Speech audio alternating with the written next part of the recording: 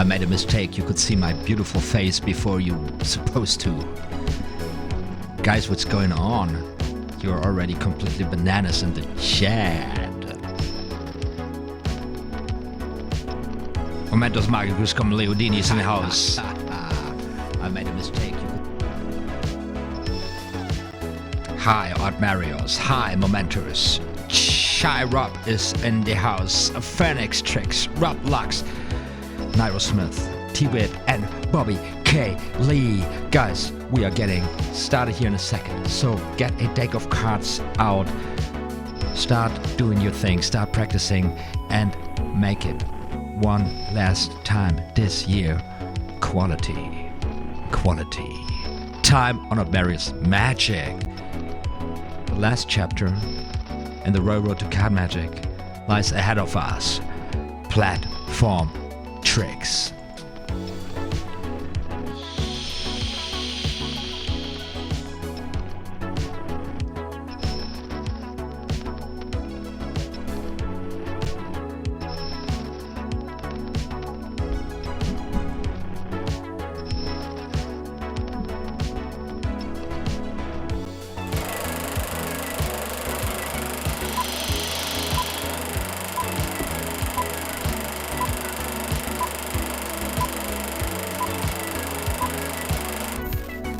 OTHMARIUS Magic. Like and subscribe. Alright there, my beloved subscribers. Hey there, everybody. My name is OTHMARIUS and welcome to my channel. Welcome to the last live card magic practice jam session this year. Woo! We did it, guys. We did it. We walked through the royal road to card magic chapter by chapter, from the very first chapter to the very last chapter. Every Tuesday, 8 p.m. Berlin time, GMT +1. And tonight, I gotta do this a little differently. I wanna do this a little differently also.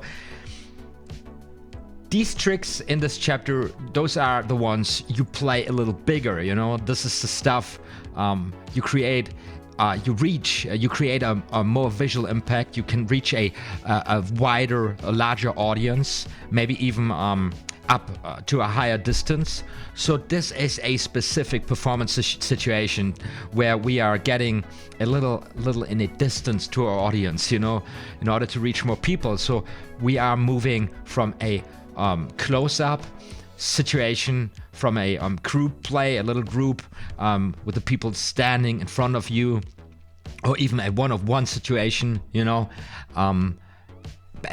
basically onto the stages. Now these platform tricks here, those are all I would recognize them as parlor tricks. So we are talking not about the big stage illusion here yet.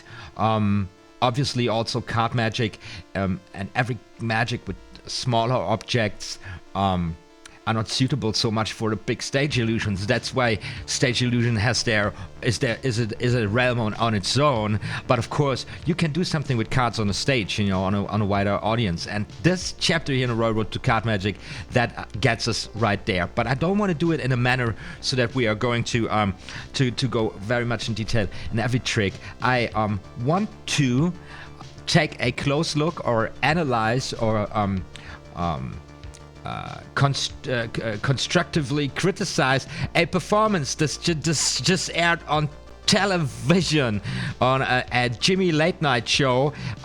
Shin Lim went out and did a very nice performance, and to my very surprise, he recently uploaded a video where he's kind of ironically roasting himself, pointing out some weaknesses or some things that could be improved even on a high performing level, like an award-winning, in a very good reputation standing magician like Shin Lim, who performs big stages, who performs on television, and who created absolutely stunning performances. And I want to use this chapter here to look into this material to kind of synopsisize or just recap all the important things that we've learned throughout this whole lecture session, walking through the Royal Road to Card Magic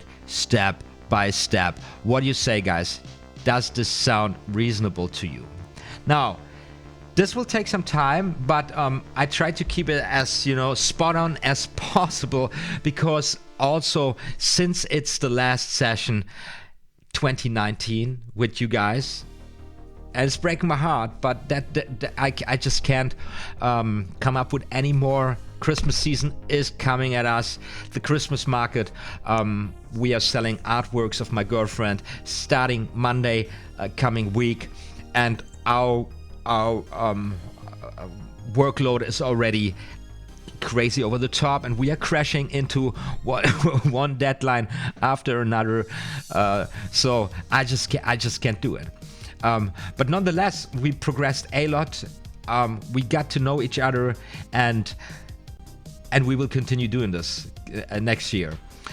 But so it's the last session this year. I also want to talk a little bit about YouTube, about this year for me as a YouTuber, and also about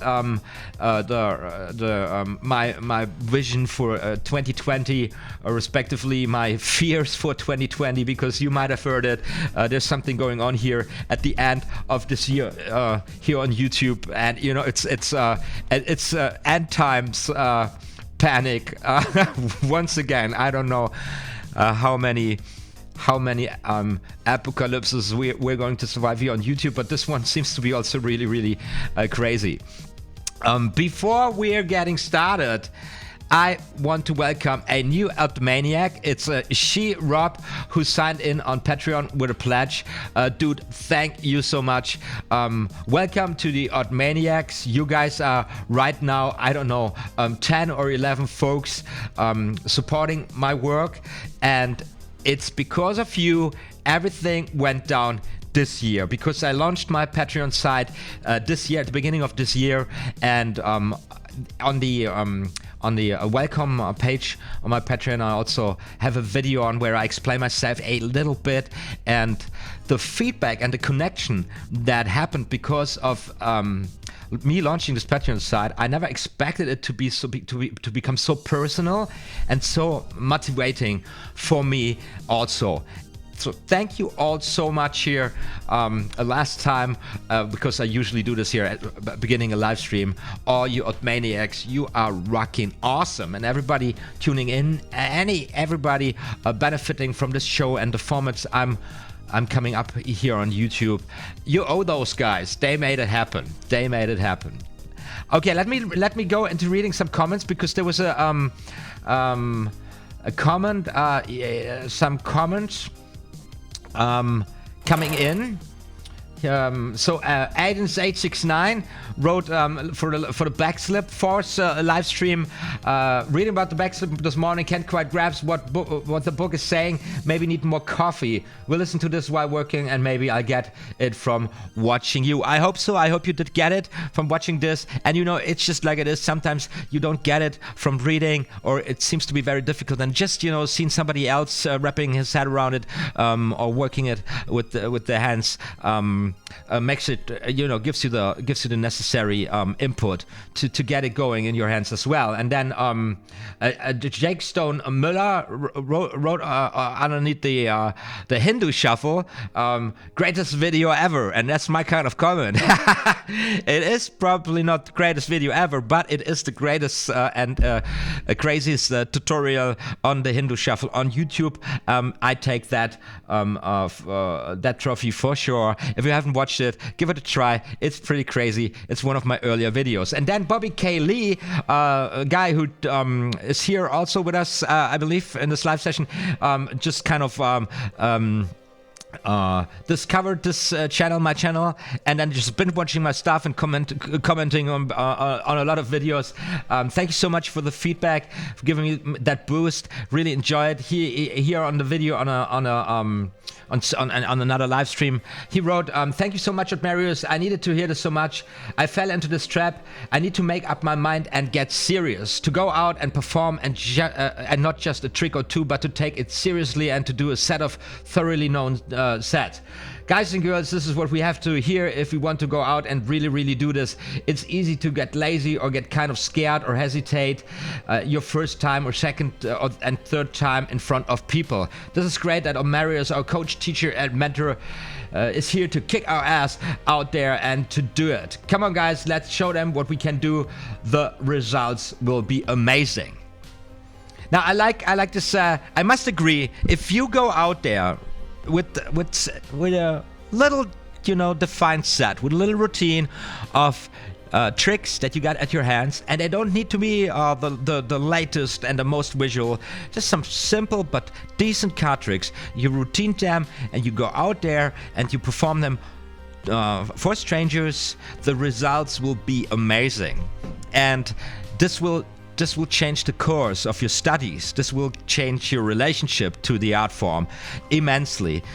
It's the best thing you can do, and you should not wait too long doing this. As a matter of fact, with a couple of those tricks we've learned during this session, with these sessions here in the book, The Royal Road to Card Magic, you're prepped. You got everything at your hands. You need to go out and experience the magic for yourself. Experience what it feels like being a magician, being a performer that entertains an audience with the art of staging tricks and illusions. And it's a beautiful art form, and this is the only reason I believe why you should put any effort into this crazy hobby, because as we all know, we have to practice quite a lot, to achieve something in this art form.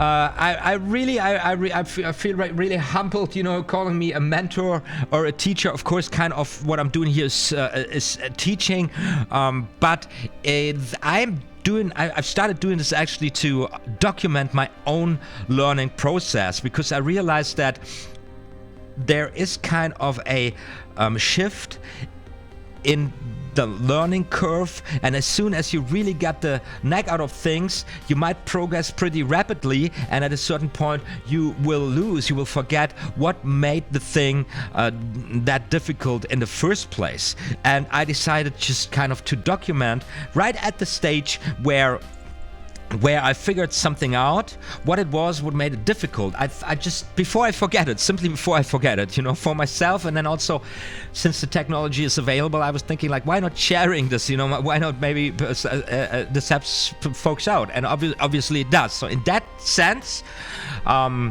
take everything I share with you, just as my take on things, as an impulse, an input for your own thought process, and then you take it from there, right? Because if there's one thing we have to get, we got to get right from the very beginning in magic, is we have to really make things our own. We have to really be critical about what we want to achieve, how we want to achieve it, and what are the best means and the best practices to do so. And sometimes what's working for some people, it might not be ideal for other people. Just saying that. So if you take my stuff as a input, and if this is helping you, getting you on the right track, thank you. I'm glad. This is just rocking awesome. It's a win-win.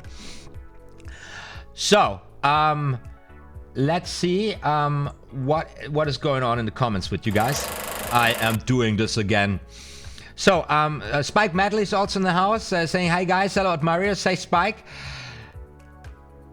That hat is out of control. Yeah, it is wintertime in Berlin, and I feel a little cold. And it's just seeing myself on video here on the monitor screen with the hat makes me feel a little warmer. Chirop sagt gerne Bro. Chirop seems coming from Austria. Gerne Bro is like kind of a blend of German and English. Doesn't matter. Okay, awesome. Thank you so much. So Bobby Cayley said, yes, I'm here. That's amazing. I see you're here. So we're up on one page. So let's go to the card table here for a second. Where am I? So what's the next thing? What I wanted to do. By the way, all relevant links, everything you need to know is in the info cards as well as in the info box, right? So, platform tricks, guys, platform tricks. Let's talk a little bit about magic. Since I want to talk a little bit about this Shin Lim performance, on the basis of what he shared with the world, I don't want to go into those tricks so much in detail like we used to do here on this show, because I believe you guys are now ready to do your own research, to do your own work, you know, to wrap your heads around these tricks yourselves, and you will soon realize that those are tricks that that just you don't work them at the table. So there's really no need for me now he trying to explain something. This is something, you know, we would need standing in a group, you know, and then trying to work with the whole room, because this is something that actually gets more people engaged. Those tricks, those platform tricks. And what does this mean? Now, there's a lot of different options to play here. Maybe you single out some individuals from the group to kind of copy and paste that intimate group situation of a close-up performance onto the stage, to bring it on the stage. This is what you usually see, so that this intimacy, which is very important in close-up magic, still stays alive, and then is kind of projected to the group. This is something what you can do. There's also another way of kind of engaging the whole group as one, and approaching it almost as an individual or a smaller group.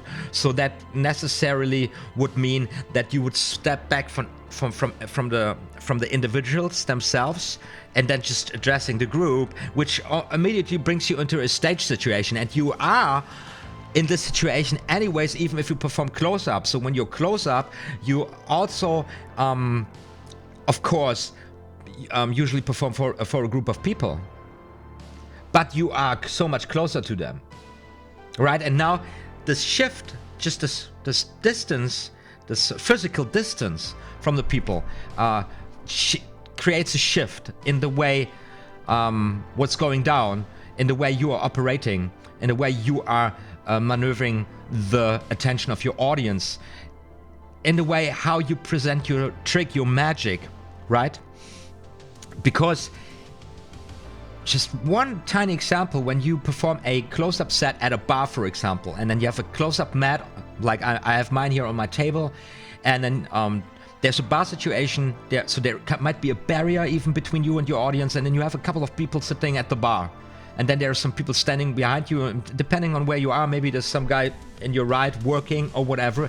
That is your setting, your situation. So you would be very focused with what you do, pretty much on this table situation. So you would be down here, and you would, you know, work with this attention. So you would try to grasp, to take the attention of the group in front of you, and you channel it down there onto the table, and then you can just, you know, pick it up and lift it out in there. But you will stay you will basically stay in kind of a realm like this, you know.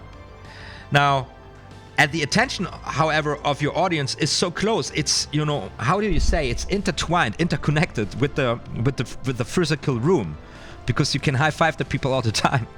So so this is actually where their hands are also operating, and people are experiencing this very much differently than if you're now staying further away from them and they can't interact in the same space anymore. So now this opens space for you, so you can do an effect here. You can actually really pinpoint the magic where you want to have it, and by this kind of drawing a landscape where you're operating in.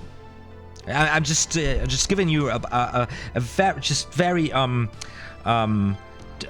improvised kind of a recap of what goes to one's mind if you experience these shifts of interaction with an audience.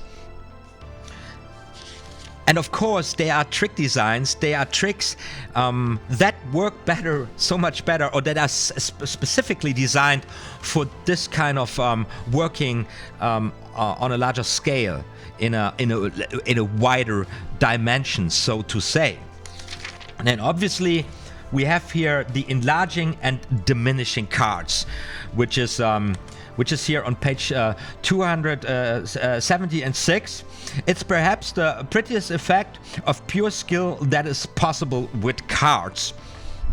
And anyone who has ever seen this, and I believe there is a very old performance, black and white, early television, really early television, by Cardini, where he performs this diminishing cards. Of course, this is just a little visual thing in between, or a part, or just tiny element of a whole routine working in this parlor situation. And we're going to talk about adding a camera to a parlor situation, right? It's perhaps the prettiest effect of pure skill that is possible with cards. So, what it basically does is that, and I've never done this. I've just around this, just around with it a little bit. That you can, shrink the deck in size. So if we have just our ordinary fan, of course, we can enlarge the fan. And I don't have this technique down here really. You have to see this. It looks differently from like a fan like this, and then you can even shrink the cards to an even further scale. And this is a little bit tricky. I've never done this. You see now the cards got tiny here, right? And that's from a technical aspect pretty much all there is to it. And of course now you would want to perform this in front of a mirror, like I'm having now here my my streaming cam in front of me, looking not at the camera right now, looking at the monitor where I can see myself. This is now my mirror, and this is what I see on the mirror. So I would now try to get an idea of, let's take another deck, which is not flashing from the green screen here.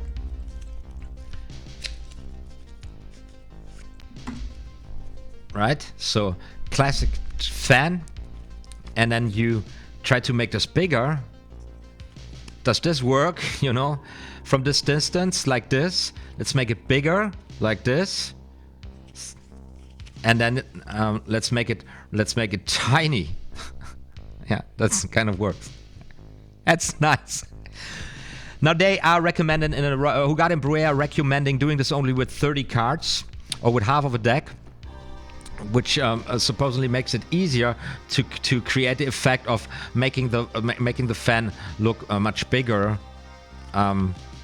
which is a combination of course you can starting with the fan with pretty high from the index, and then also doing something with your thumb. I believe pulling your thumb outwards to create this thing that I just managed to create here, and I don't do it anymore. To where it looks like that the cards pop up. And by the way, I just practiced this for 5 minutes before I went live here. So I never did this. Very nice to give it a try here. And of course, this is all on the basis of the classic thumb fan, classic thumb fan. I've got a tutorial up and running on my channel, by the way. Anybody tuning in here, Greg Schlacht is in the house. What's up? And fellow card magicians, Greg, very nice. They got you in the house. So let me show you my channel here for a second. Here we are. Wait, sorry. It is in my tutorial series. The five most valuable flourishes. What is happening here? The 5 most valuable flourishes in card magic. I've got no.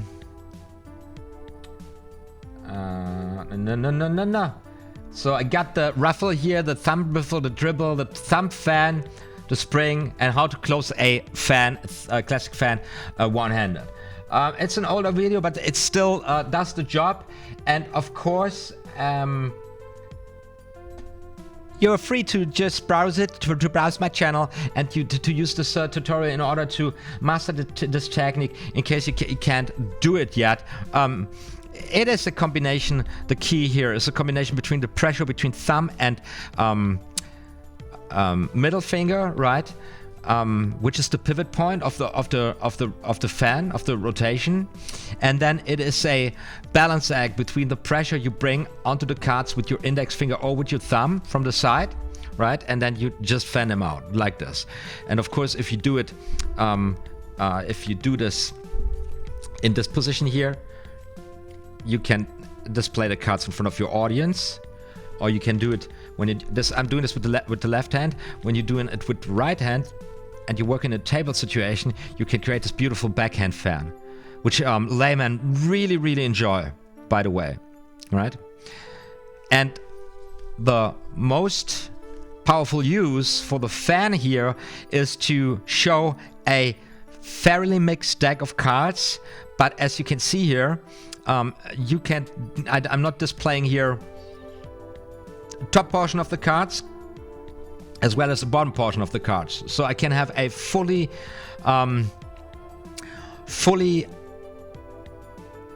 loaded deck. I can have a complete stock at the bottom and top of the deck, because with just one cut I've got the stock in the middle of the deck for, I don't know, forcing any heart or any spade or whatever, right? Just as a little, just pops up my mind. Bobby Kelly said, I was doing the thumb fan last night for a few hours. The different sides you were doing, OTHMARIUS, was pretty cool looking. Yeah, like I was just trying, because I never did this before, working here with the images of the book, and it's actually explained here on the Royal Road to Card Magic. Pretty much, but then again, you know, I'm challenging, everybody is challenging the same problem, or is challenged by the same, no, you say, is challenged in the same way. You gotta figure out how is this supposed to look like, and then how is the working actually working, the working that's explained in your hands, right? And then you gotta try this out, and then you end up standing in front of a mirror and trying to get this this moment where the cards, it's a thumb. They say it's a thumb, and it's a thumb. Like what am I doing? How can I say this? It's like when I'm in the motion where I'm turning, where I'm fanning, I'm using the thumb here at the back to just do this motion, or like something, or swing it out. And within the fanning motion, and this creates this popping up of the cards. I just read it, and I'm just trying to make this work. And of course, this is not nearly looking how it can look like. I've seen this. Oh, this is getting there, you know. It's from here. Look, I've got a deck of cards from here to here. It's still ugly, but you know where I'm aiming at. And then make it a small deck. Also, that is something. It's too big. Let's try to make it smaller. Something like this.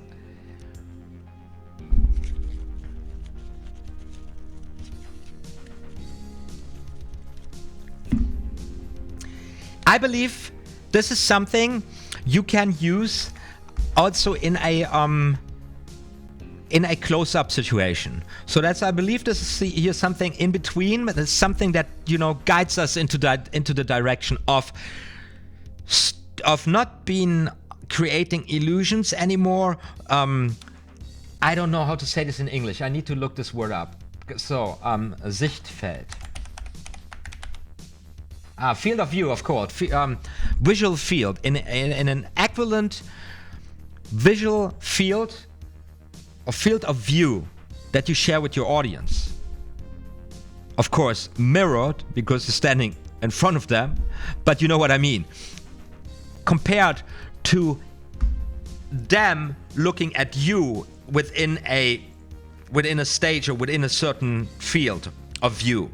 Now they look at you there, and they're not part of this room where you are acting out your stuff. And of course here, this thing is something where this now works, where you create the illusion of the cards shrinking. Now, if you are performing in an close-up situation, all you needed to do is, you know, take 2 steps back, and then you create this thing automatically. But you can anytime step back, coming back to your audience again. Something very, very powerful to realize, to become aware about, that this is happening, that there's a shift in how you are viewed, you know, and what you can do with this. And it's really hard to explain, because when you kind of you do it naturally, as soon as you are as soon as you are doing kind of visual stuff where not just everybody is looking down, you know. For example, the card vanish, something that I showed you, where go like, you're getting automatically in this situation. Whoop, there's a card, you know. I automatically step back and do that. Things like that, or a color change, like the snap change and stuff.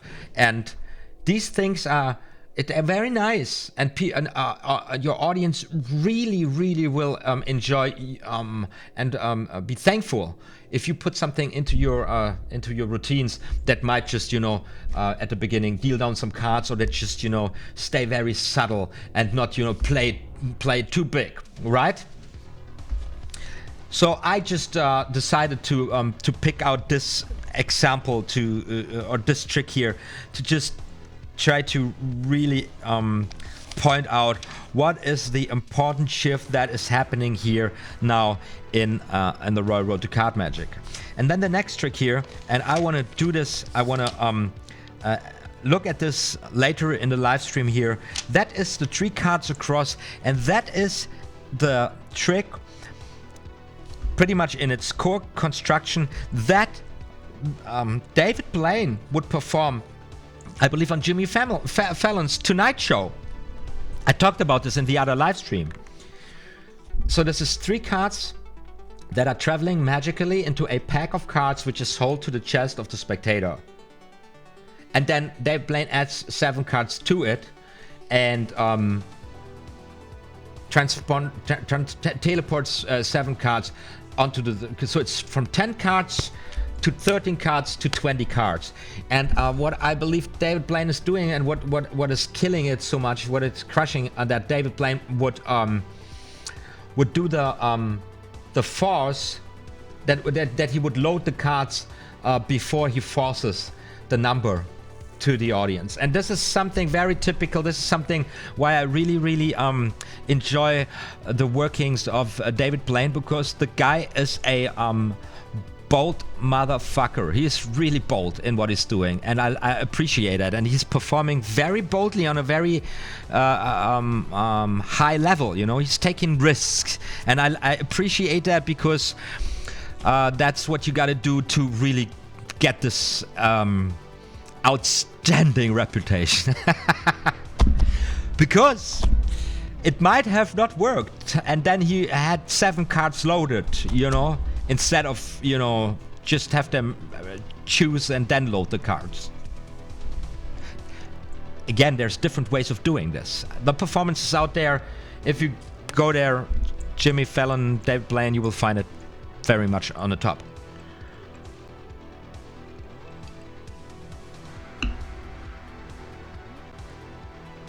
So what are you guys talking about in the chat before we going any further here? Are you having a great time? Is this what I'm saying reasonable for you for now? Is this what you have been expecting from this session? Let me know.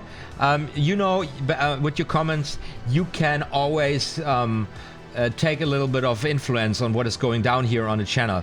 What do you for a living? Hulk said, I doing different things for a living. But I'm not a full-time YouTuber, and I'm not a professional magician in that sense. I'm not making a living with magic. I've done different arts, performing in different art forms. Used to be a musician, played in several bands. I used to be a writer. I still am a writer. I did kind of poetry slam live shows, stage shows, live shows, and never made a living out of the arts. But now I'm kind of an assistant of an artist. My girlfriend, she's an artist, and she's doing right now we're doing murals with tile murals. So we print tiles with a transfer print and also with ceramic firing, and we make beautiful collages with scientific drawings, and we are selling every weekend on a market in Berlin, in the heart of Berlin, and also in the Christmas season at a very beautiful Christmas fair in the center of Berlin. And this show starts coming Monday, 25th of this month, 25th of November, and then it's going down every day, 10 hours or 11 hours. We're gonna be there selling these beautiful artworks of my girlfriend, and that's what I do for a living, part-time. I'm helping her building up this this business, and also then I've been doing this for 15 years. It's my so-called daytime job. I'm an assistant for people with disability, and I'm working for years now only with one client who's got a very specific profile, and we are a team of, I don't know, 7 dudes working for the guy, and yeah, that's what I do for a living for 15 years now. Looking for the wingman video at Marius. The wingman video for you're looking for this cut, guys. This cut.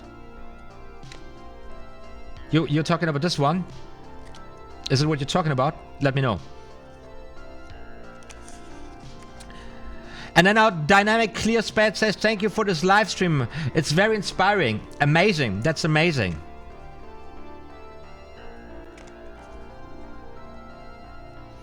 I know. I changed the title of this video. Okay, let me pull this up for you guys. Where is my page?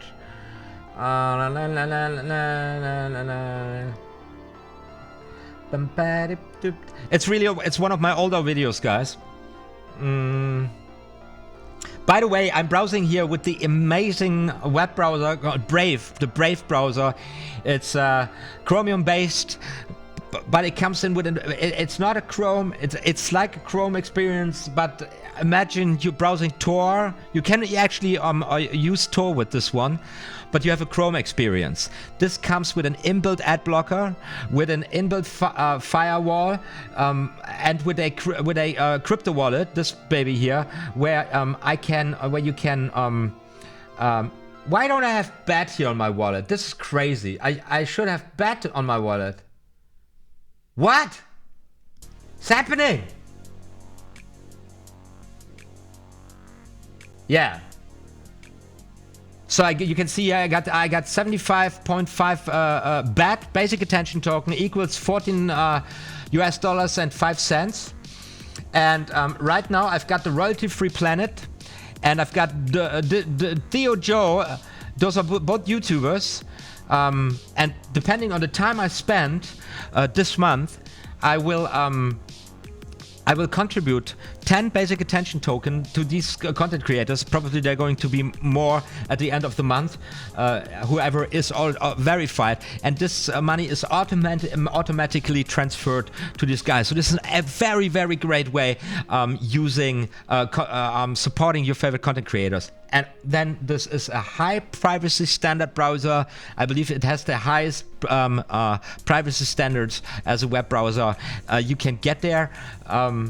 It is super slick, super fast.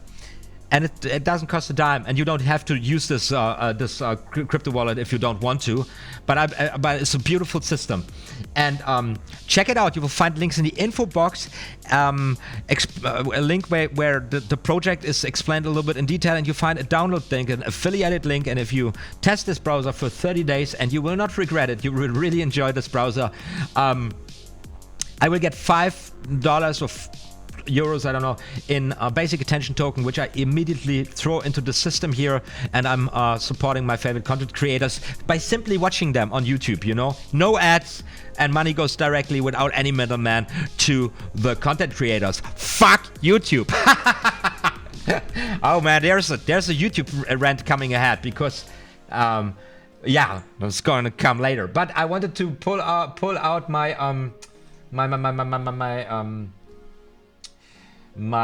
this video. I'm sorry guys, I'm sorry, I'm losing control again. So it's within the tutorial series, the 3 boldest false cut in gambling and conjuring, and it is here. Spread your wings. So I first got, what is it the right one? Let me see. Yeah, it's the right one. I will, for making it easy for you guys, I copy the link, I paste the link into the comments, and there is the link. And then I want to know if you're ever gonna go out do some cool street magic. I love street magic, and with the amazing stuff you teach on your channel, I love to see you on streets blowing some minds. Well, while we're at it, let me show the video, the street magic video I did, I don't know, 2 years ago. A little bit of shameless self-promotion here. No, you guys are asking for it.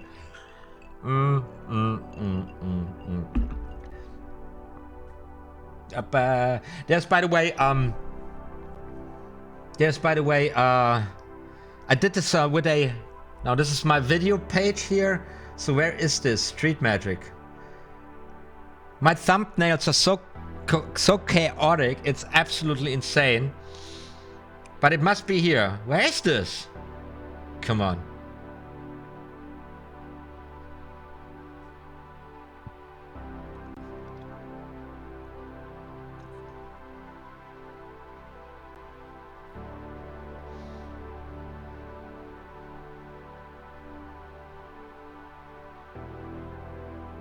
There we go. It has it's 2 videos here, and it's this one. It's the first one. It's 2 years ago. Oh, what is going on? So this is this guy is called Mo Jones. He's got also a pretty big German YouTube channel, but he has been he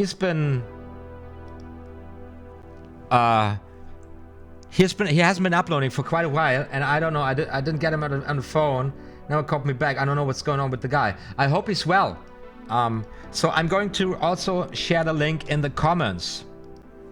Bang, in case you haven't seen it.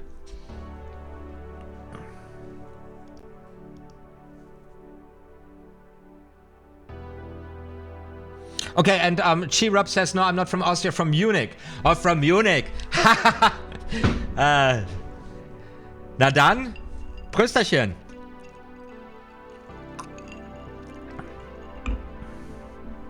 So.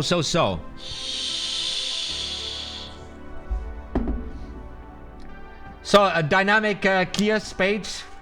This way you can see me and also Mo do some street magic. What's what else is up? Now let's go back. Let's get back to the topic here. Let's get back to the topic, and let's use this video here. This is on Chin Lim's channel, and this channel did grow amazing. He's right now with 787k subscribers. Boy, that is a lot. That is a lot. And he uploaded now a video which kind of stunned me, where he is kind of ironically roasting himself over a performance he did on a Tonight Show on Jimmy Fallon. And Before I go into this, I just want you to know, so that everybody gets this right. This is a level of performance. I'm not even close performing, and I do not mean to criticize what he's doing here in any way, in any way of meaning like that this is a shitty performance or a bad performance or whatever, because this is a great performance. It has beautiful effects, but since, and of course it's on this level, it's out there, you know, he did it, but since he went out himself pointing out things that can be improved, and I just have to grant him that he's right with it. I was thinking, since this fits so well into what we are talking about here today on the Royal Road to Card Magic, I wanted to point those out. By the way, the link to the video find in the info cards up there. I didn't put it into the info box. It's really worth to watch a performance there on Shin's channel.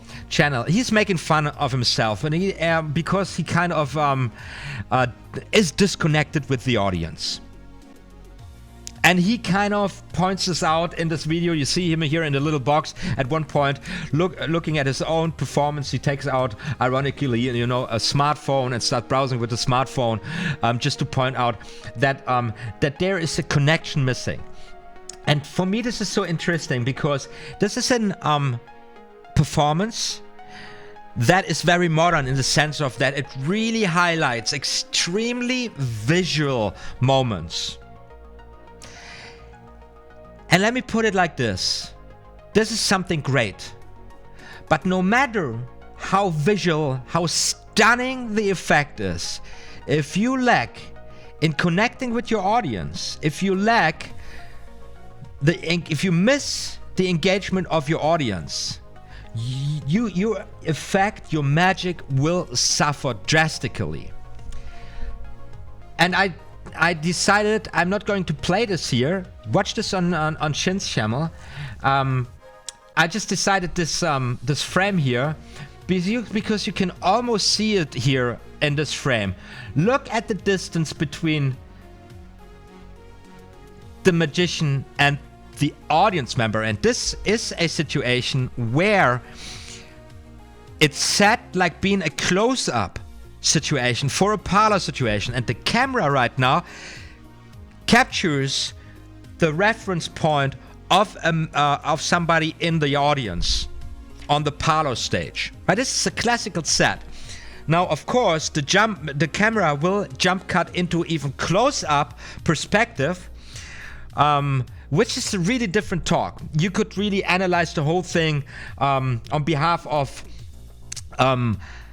how you shoot a magic performance like this. Right? Now, this is a high-profile, high-performing entertainment show, but it's not specialized on magic performances, right? So keep that in mind when you watch it. It's really interesting. But for now, in this frame, you see you're looking from a audience, from a member or audience member perspective onto a stage situation, onto a parlor stage. You know, the magician is relatively close. He's not already almost disappeared as a tiny spot in a huge hall, so it's not a big stage illusion. It has resembled the close-up situation on stage. And why the fuck is the magician standing so far away from both audience members? It's a disconnected thing, and Shin does not get this situation under control here. He's really he's making huge steps to get from this guy to this guy, because those guys are connected within the effects. There is a tone restore effect which embeds everything. So the piece, the torn out piece of the card is going to appear in possible location at this guy and a possible location at that guy, and there is no, even in the visual representation of the thing, connection between those effects. Now, Shin himself points this out, that this performance is kind of missing or lacking, or it's not really worked out a framework for it. And it's not destroying the thing. It's still working. It still is incredibly powerful magic. But still, it's been taken away from the moment because there is this kind of disconnection. Now, all we learned, now that's the first thing. And once again, it's not me talking down on Shin-Lim. This would be insane because the guy is up there. This is using, you know, this example, since the magician himself pointed these things out. It is what we have been taught by Hogarth and Breuer through every chapter in the Royal Road to Card Magic. Every trick in the book focuses on this very important aspect in magic. You need to get your audience engaged. It needs to be simple. It has got to have a framework. It needs to be, the audience needs to be enabled to follow and to really trust you. Then they should never be confronted with something that blows their mind away and they don't know what to do with this. Also, this is a waste of working, you know. If you blow your audience minds away and you're in an intimate moment with them, this is something you can work further with. You can really shape a beautiful moment for everybody participating this moment, which is your job, actually. That's what you do. That's what you're supposed to do. Instead of hammering down them with effects they at a certain point can't even appreciate anymore. They're going to be wow, and so fucking what?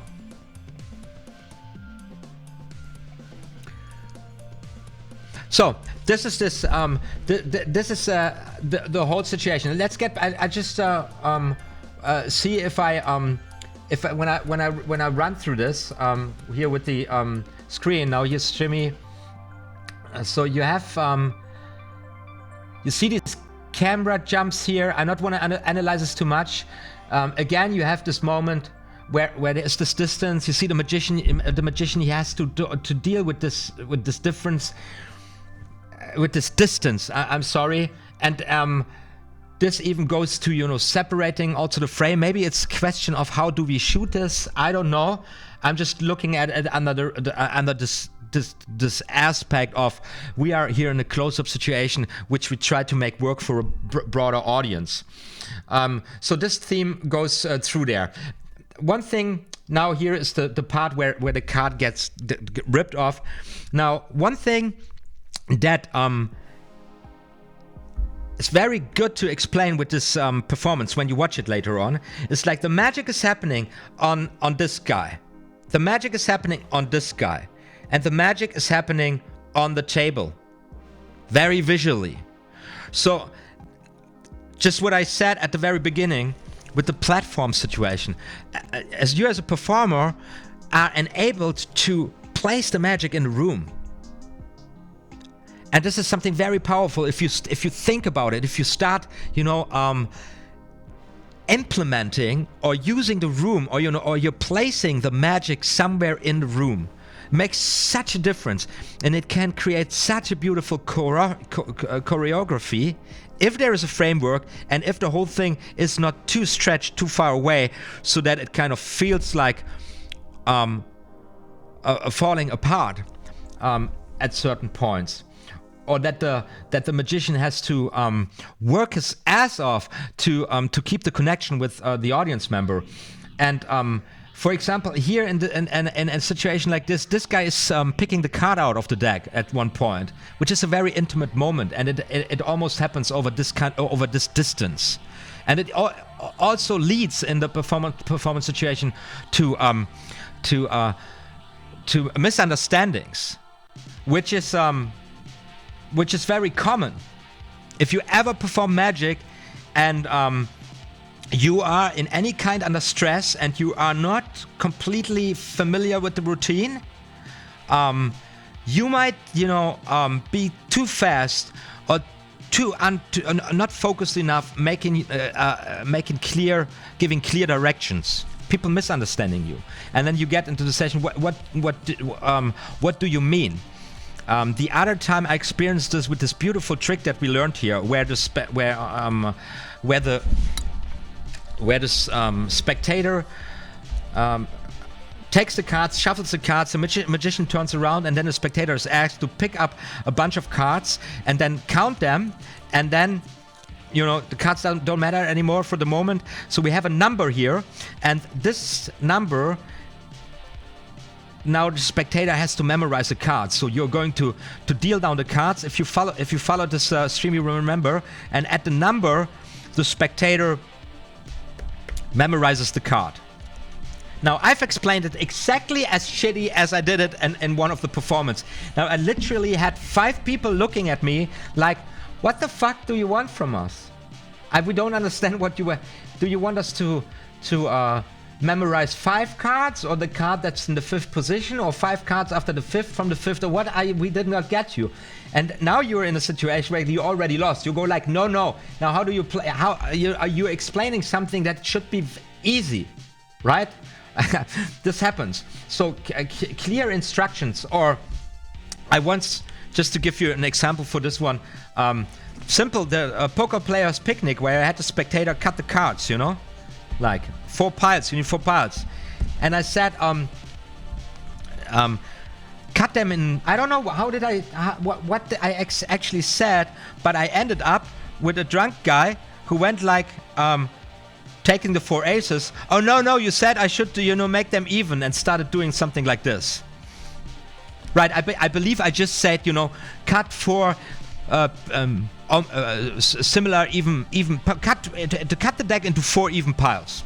Something like this. So the spectator would go like, okay, I cut them in 4 similar piles, and then he would miscut this one here. This was smaller, and he said, oh, I should cut them into 4 similar piles. So he started doing this.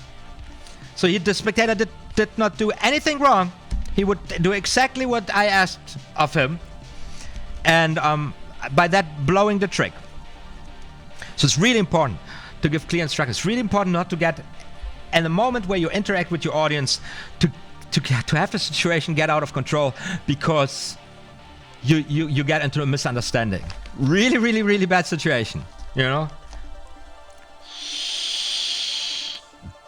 And it happens to the best of us, and it happens to the best of the best even, because this is something you can't control always, you know, because you are working with people who, if they are not stooges, don't know what you want from them, and you know, they might be not focused for any reason because what's going on in their private life, or they don't even want to participate on that shit right now, you know.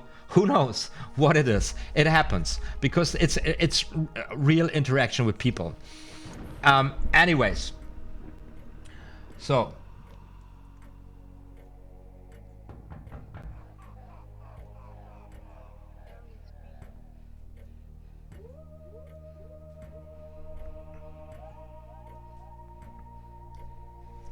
yeah, I believe that was it on that one. It's a beautiful, it's just a beautiful the setting. I love this routine. I love the idea about it, and I was really stunned. I've never seen what Shin is doing in the middle, and I was really mind blown. And it was like, and it really gets a wow, and it's really like wow. So once again, don't get me wrong here. This is I wish I could do something like this. But still, and this is the beautiful thing about it. This is when I'm talking about the foundation. And this is true for any kind of art form. There are things that are just fundamentally true and important in any art form, and you need to get them right. And you will be dealing with this stuff forever. It will just not change, you know.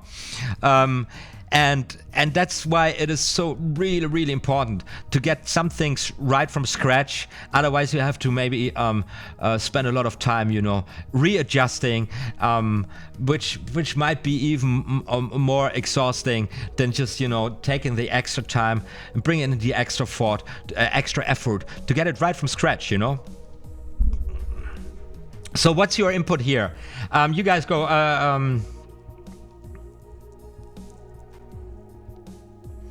So T-Wit says, "Get back to the topic. I'm at work, bored as hell. So I hope I'm back at topic here. I totally agree with you on that. With the involvement of the audience in your magic trick, the magic kind of sucks without the involvement. Absolutely true. It's the audience buying in on the trick. If they don't get sucked in, the trick fails. The distance between Shin Lim and the audience also create a sense of suspicion, and the audience wonder why they can't be close to you for the trick. Well, this, I believe, here in a this is just a classic situation. This is what it just comes with. You're filling a room with people, and then they sit, and there is a stage. Right, and when you work with this close-up material, and this is really, this is just business as usual. You bring two people or a group of people or one person on stage, and then you work the thing with them, and you have the social interaction going on. Very normal. I don't think this causes superstition. It causes a kind of discomfort, however, if the connection between the audience members and the magician on stage doesn't work. So if the chemistry there doesn't, you know, take off, how's this chemistry supposed to take off over a longer distance, right? Of course, if everything fails, you can still blow up fireworks. Fireworks, the fireworks!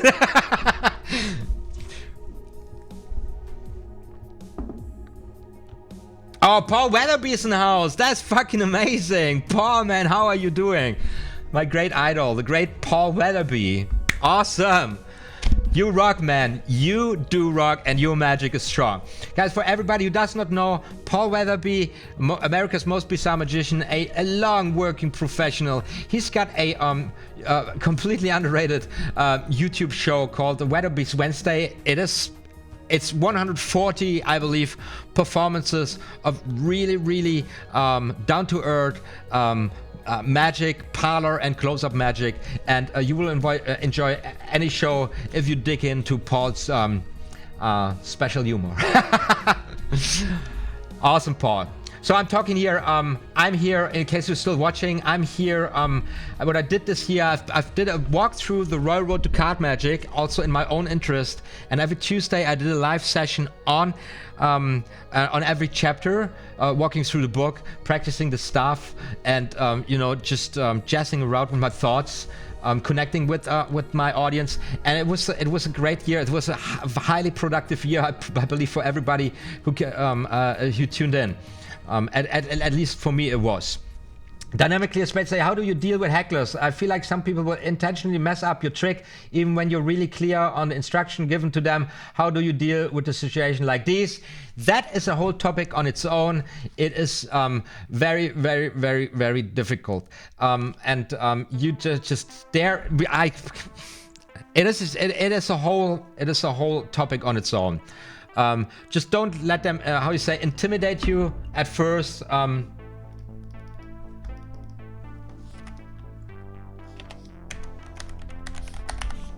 Don't let them intimidate you. The best thing you can do is try to, especially in a close-up situation, you know, try to ignore them, and as soon as they start doing their thing, trying to interrupt you, you know, usually in a close-up situation, this is a male character who just can't handle the situation that he's not the center of attention. And the easiest thing you can do is like to shift the intention then to the weakest or most friendly and most repetitive individual in the room. It makes it harder on him now.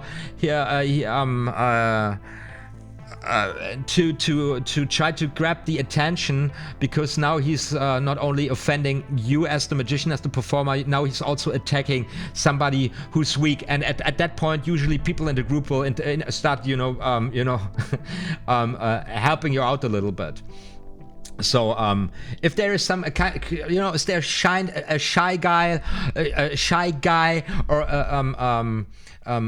kind of nice person in the room, and you got a heckler who's trying to get the attention, you know, do a trick on the shy person, get very friendly, level them up, bring them into you, close to you, which is a very nice gesture. And then when the heckler still keeps coming, somebody will probably say, who's in their group, I say, you know what, shut the fuck up and get out of here. This is what you sometimes see. this is an option. Another option would be like to give him the moment of attention, which might really backfire, because once they get it, you know, they think they are the magician. Of course, you can try to completely to intimidate them, to crush them from the very beginning. But all of this takes just experience, and there's probably a lot of literature out there.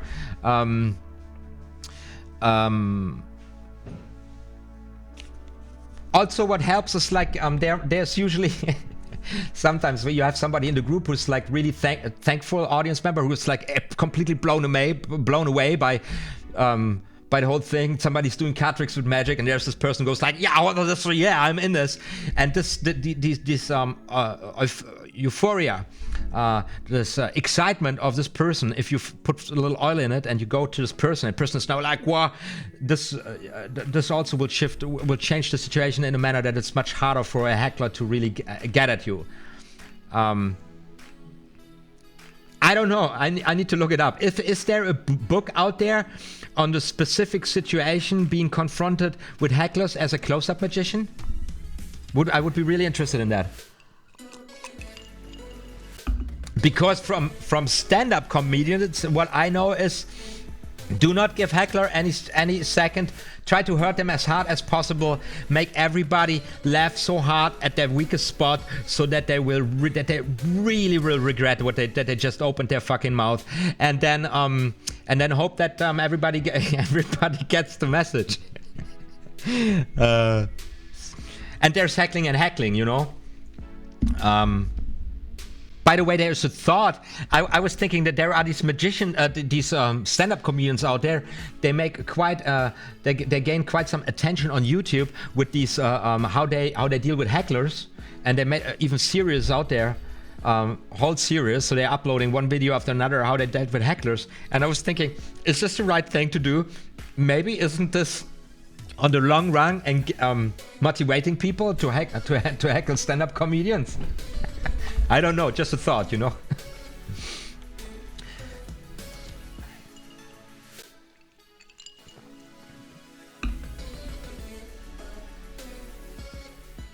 So TVET writes, yes, as the live stream have helped me very much in my magic education. Biggest thing is you have shown me how to work through a trick as you learn it. That's nice, yeah. Yeah, it's so much to learn. Thank you so much for that explanation, Dynamic Clear Spades. First rule of all, and this just, don't stress out, guys. If you go out there and you can bum, and it doesn't matter, nobody's gonna get hurt, you know? Right? So, nobody's gonna die, and you know, you're not gonna cause a nuclear war or something, you know? It's a much easier job than being the president of the United States, for example. And if somebody, you know, just takes the cards away from you, I actually had it, that sometimes you will find people who are, here's the thing, man, I just once had a guy taking the cards away from me and performing a super simple trick, more entertaining than what I did before, after me studying the whole thing for 10 years. It's like where you kind of, you know, go back home and then you start crying in the corner, in the coldest corner of your room, about how pathetic, what a pathetic loser you are. And don't worry, that happens. It was a really good entertainer who happened to know a card trick, and who was shitty enough after me doing a routine saying, hey, let me show you how you entertain people. And then he did it with the simplest, I don't even know, you know, some shit. I don't even know if you could consider this a card trick. People loved it.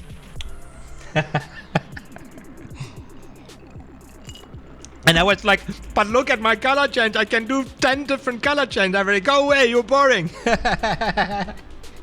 Yes, life is painful sometimes. So, how long are we doing this?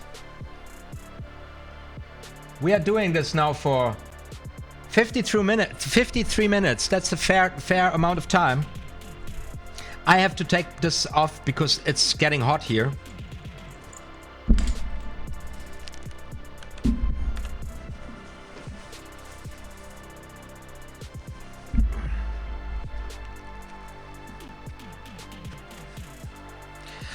But one thing, so though, and I just have to repeat myself one more time because I'm getting paranoid that people get me wrong and going like, there was this shitty magician called OTHMARIUS who was like criticizing Shin Lim and blah on a live stream, you know. I was just pointing out what the guy was pointing out himself, and I was really curious why he would, because if you are not into magic and if you don't analyze magic like I just did, or like we are doing, or you should be doing, since you want to become a magician and you want to become the best magician that only you can become, right? That's our objective. So why would somebody like Shin Lim, after a really stunning performance where, I don't know, 80%, 90%, and 99% of where 100% of laymen could go like saying, I've seen something incredible. I've seen something incredible.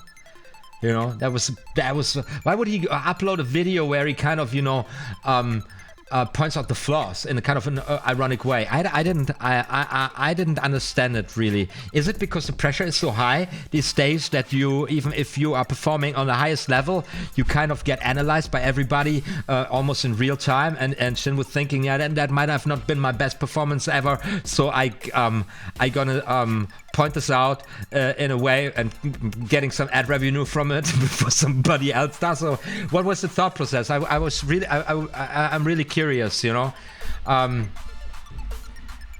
What I love really about it is that how can I say, it is a new era of magic, definitely, where the magicians are closer to their audience than they ever have been, I believe, as a persona even, and that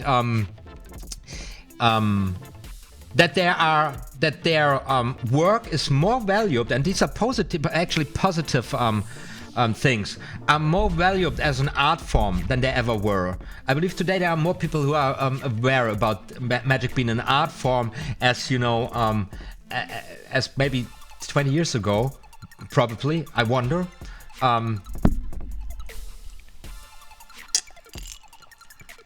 And also, what I was thinking after seeing this on YouTube, how high must the pressure be when you're on the top like that? I mean, the things Shin Lim has been working, they are really, really impressive. This is impressive stuff, and you got it out there. And then what's next? I mean, you can't be flying on the top all of the time, right? Or you must be really, really, really crazily hard working. Like, I don't know, it's 16, 18 hours a day and fucking no breaks, you know, to keep the level up, which I don't expect from anybody. And also, there is a shift in the time, you know. Today people are so accepting great stuff coming at them every 3 minutes, you know. If they don't get the latest, craziest, newest shit in 15 minutes, and then in 15 minutes they go like, this sucks, right? And imagine you've been performing throughout the 80s, 70s and 80s. I mean, you had some big television shows and they had their airtime. There was time in between to work shit out, and then you had time to build up your shows and do your branding, and then you could progress, and then you could build a brand like David Copperfield, right? But today it's like, you gotta bring out great content every day on YouTube, otherwise you're not gonna make the race. And then also it has got to be family friendly, but not targeted towards children.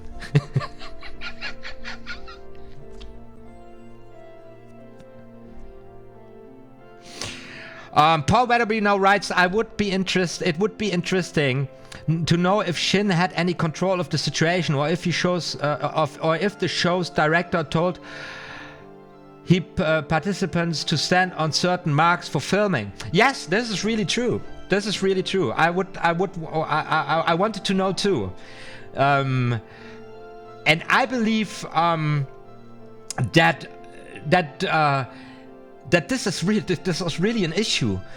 If you are aiming as a magician towards the stages, the television stages, like, can you do this? Can you say, you know, if we do this, I need to have that. I have my own director for this shit, you know, because I want to be it super. I want to have it. I want to have it super crisp. Is this possible? Can you even afford it? You know, I don't know how it works, but I don't know. I'm not in this. I'm not there. I wanted to know too.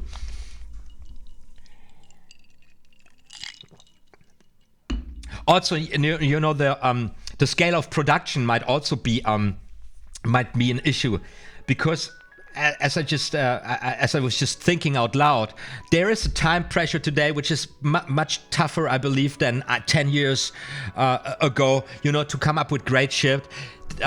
So you've worked out, and you had probably worked very long for these two mind-blowing and absolutely fundamentally, these diamonds, man. His performance on Penn and Teller, I think he first performed there. These are diamonds, these most beautiful, really, in instant Hall of Fame.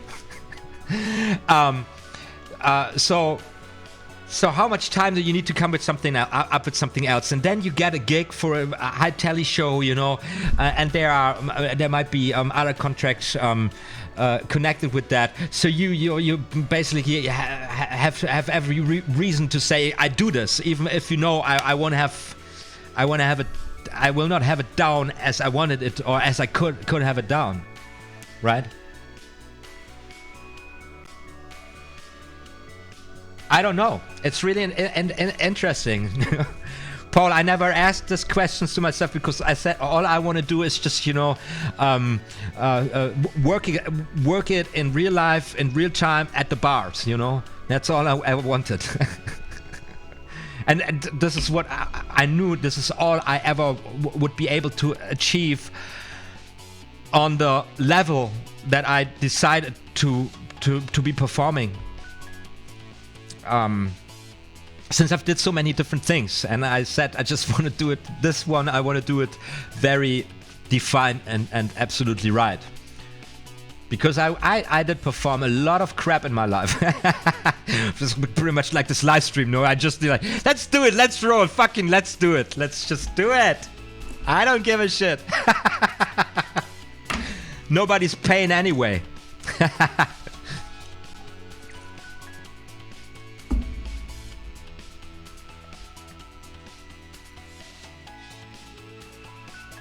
So, shall we take a look at this one more card trick, guys, or do you say, you know what? Just keep on talking, because there is a YouTube rant. So now you have to make a choice. You have to tell me, you want to have a YouTube rant now, or do you want me to go at 3 cards across? Okay, I'm gonna read into this. Well, you make your choice.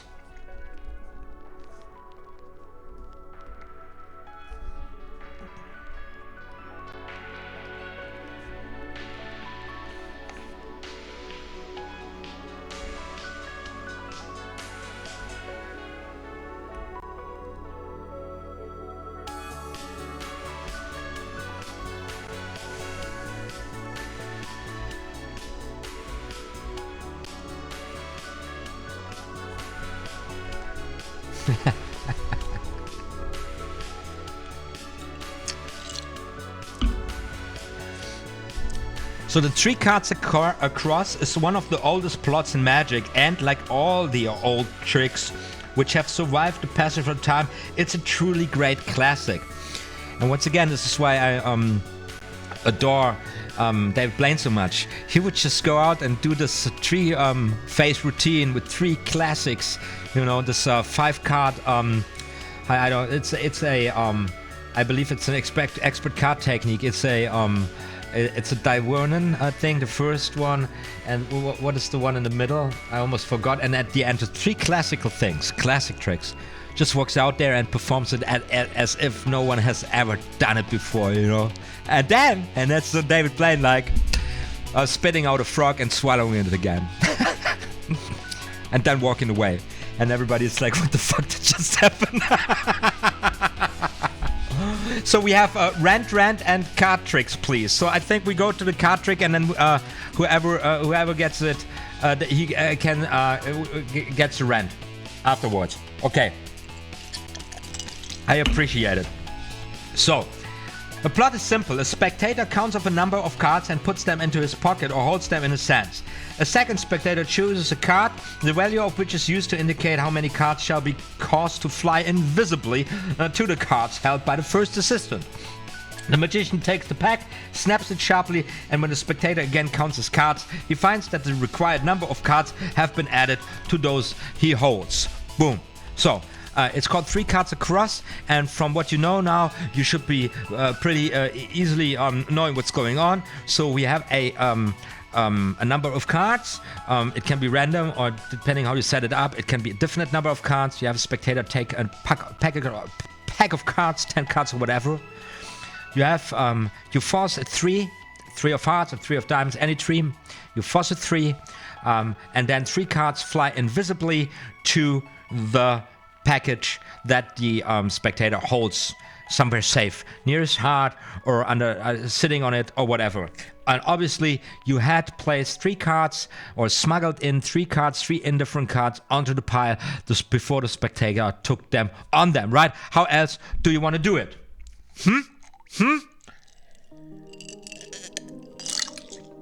So if you want to understand how a trick like this works, if you don't understand the working of magic, it's pure science, man. It's just causality, and it's just the order of things is put into a way so that the reconstruction is not possible, and the mind of the spectators is shifted over it. So the people think that something's happening, although something else is happening, and the result from the spectator's mind is completely mind-blowing. It's not impossible, right? And here the premise is very easy, or the premise, is it, I'm using this word premise again, and I'm not sure if this is the right word here. Let me check it out. Yes, the premise, of course, is that the spectator does not know and does not even grasp the idea that you would have added, or the magician would have added, cards onto the pile he's securing before he secured them. You achieve this firstly by playing it in a manner, or placing the cards there, adding the 3 cards before it becomes clear for the spectators where this is going. And then that when it becomes clear where this is going, that the placement is very well hidden without at a position where they would never look for it. Am I right? Now let's see how we do this in the Royal Road to Card Magic. So, if you are performing for an intimate group, seat yourself at a table and request one of those present to sit opposite you. If you have a larger audience, use a small table and stand your assistant on your left with the table between you. In selecting a spectator to assist you, choose if you can a person who has shown that he enjoys your tricks, for he will be less likely to attempt to embarrass you and will follow your instructions implicitly. Now here we got something in between the lines here, answering a question I already answered before, how to deal with hecklers, or respectively. We have here a little pointing at the group psychology and the psychology or the mental state of certain individuals you're working with. So you do not want to work with an assistant which is not a goon or a stooge, you know, with a real assistant you picked out from the audience who might cause trouble, who would have pleasure in embarrassing you, right? Which happens more in intimate groups rather than on stages, because you must be really a sadistic prick or a complete psychopath if you try to make it hard for a performer when a couple of 100 people are watching. But when you're with your buddies, with your friends, and there is a certain group dynamics going on anywhere, and a magician is a complete stranger because he just walked to the people, chances are much higher that the one you pick as an assistant, and you pick the wrong guy, is trying to abuse the situation, right? Anyway, so that's what they say here. Pick somebody who enjoys your tricks. It's always a good thing, and you will immediately know the person if you ever perform for people and you ever experience this specific character who goes like, magic, yes. They are like as if they've been waiting for it all their life. It's like finally it's happening. You're gonna have a great time with this spectator. Implicitly. Place the pack before your assistant and instruct him to cut it into 3 packs fairly equal in size. When he has done this, request him to select any one of the 3 and take it in his hands. Note which he takes, and in picking up the other 2, assemble them so that you will have 2-3 spots either on the top or on the bottom. What? Okay, I forgot the preparations. we have to set something up here. Okay. Beforehand, place 2 of the 3 spots on the top of the pack and the other 2 at the bottom. Okay, baby, we do this. 3 spots. So we'll be setting you up for the force something. Dumpty, dumpty, dumpty, dumpty.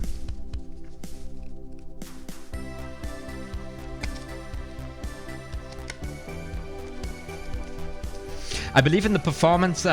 David Blaine forces with a dribble, the tree spot, the tree. So now, what am I doing here all the time? So what's going on out here? So place the pack before your assistant and instruct him to cut it into 3 packs fairly equal in size. When he has done this, request him to say, okay, so we only need 1-3 to be forced, right? So we ask the spectator to cut this into 3 piles, and is supposed to take 1. We have 2 trees down here and 2 trees on top here. So no matter what the spectator chooses, he will always be left with the trees, right? With 2 pairs. So if he takes this one, you got the 2 trees at the bottom. If he takes this one, you got the 2 trees on the top. If he takes this one, you got so much trees, man. You got so much trees to work with. You don't have to plant any trees anymore. This was so bad. This was so bad. This is gonna hunt me in my dreams. This was my hell. This was my specific moment, hell moment. This is my personal hell. When I come up in hell, I have to repeat this joke for eternity. So bad, man. But still, I enjoy it, you know.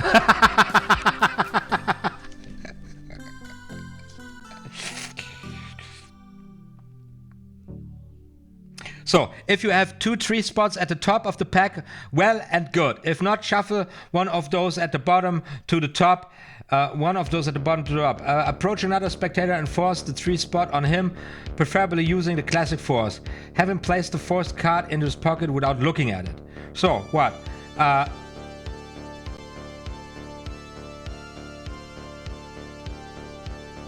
Okay, if you're good. Anyway, now one spectator takes a pack of cards. This one, I gather the other packages. Like this. So now I force at 3. Let's use this one. The slip cut first. Can I do it? Can I do it? Look good here. That looks really bad from this angle. So we force a 3. No, why it's not in the tree? What did I do wrong here? How is this even possible? Wait, I should have 2 3. What did I do? Where's the other 3 now? Can't even be possible. I don't understand this. What? Yeah. Anyways, we force a 3. 3.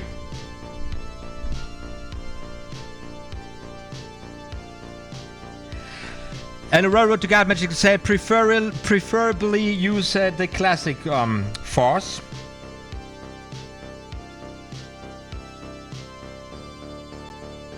Okay, so he says, approach another spectator and force the tree spot on him. If you have two tree spots on top of the bell, well and good. If not, shove one on the bottom. Approach another spectator and force the tree spot on him, preferably using the classic force. Have him place the force card in his pocket without looking at it. So you can do this now. You can in a situation you can just do this close up, or you have an audience sitting and you have your assistant there, and assistant takes the deck, you take the other card and you force a 3, and the spectator is not supposed to look at it. Put it in his pocket or something. That's where we at now. Return to the table and address your assistant somewhat. I shall ask you, sir, to count your cards, but I want you to do so in a manner which will prove to all that you have counted them correctly. Kindly hold them about 18 inches above the table and drop them one by one. Illustrate by dropping 3 cards singly from those you hold. Right? So 3 cards. 1, 2, 3. Is this 8 inches? I don't know. What this kind of system is this? How many centimeters are 8 inches? 3 cards, right? So 3 cards, which I pick up and probably, most likely, immediately palm. Is that correct? Illustrate by dropping from it. We shall be able then to count with you, and you will be sure that none of the cards clinch together. The reason given for counting the cards is the manner are logical, and you have a private purpose too. Thus counted, the cards will spread and not be dealt in a neat pile, an essential point, as you will see in a moment. So we need now the spectator to deal like this. We don't want to have a neat pile, right? And the logical reason we give is so that everybody can see the exact number. And the spectator has to do this himself, because while you do this as a magician, this would be suspicious. So, and this, you want the audience to remember this. They remember that. So, and then maybe you can make a group counting out of this. 1, 2, 3, 4, 5, 6, 7, 8, 9, 10, 11, 12, 13. And now I'm really close here to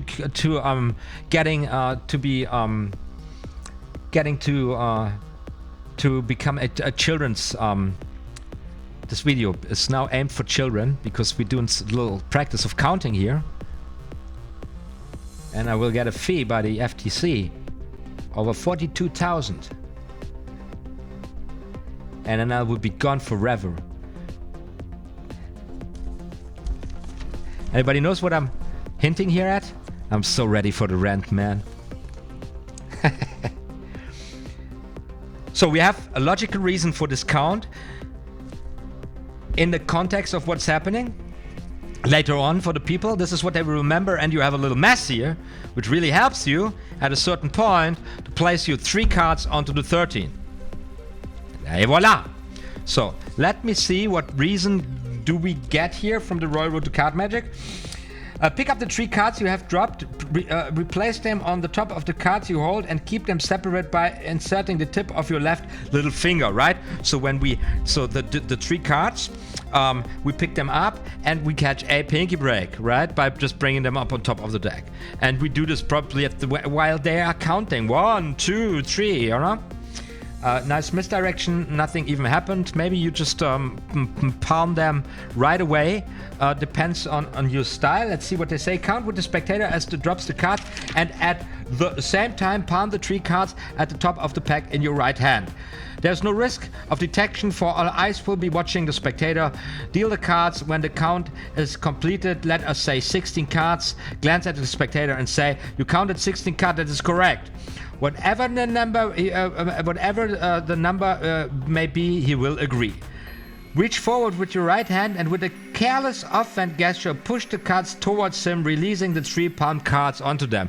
So here the reason is that we would go like this. So take your cards, take those cards, right? Take those cards. And this is where you place your 3 cards on them. And of course you do this in a moment where you have an agreement on where's the camera? There's an agreement on this card. So you counted 16 cards. Please take your cards and you're good. And you loaded the 3 cards on top of there in this situation. And here, of course, we are in a situation which is much bolder than many of us or some of us might be able to take for the moment, right? You got to palm 3 cards, and then you load 3 cards onto a pile in front of everybody's eyes. And here's the thing about it.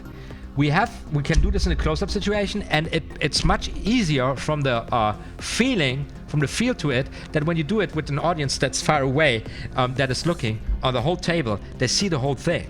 But still, this feels for the first time when you do that, like they are observing me, and they will catch me. I got all these eyes on me. So it is really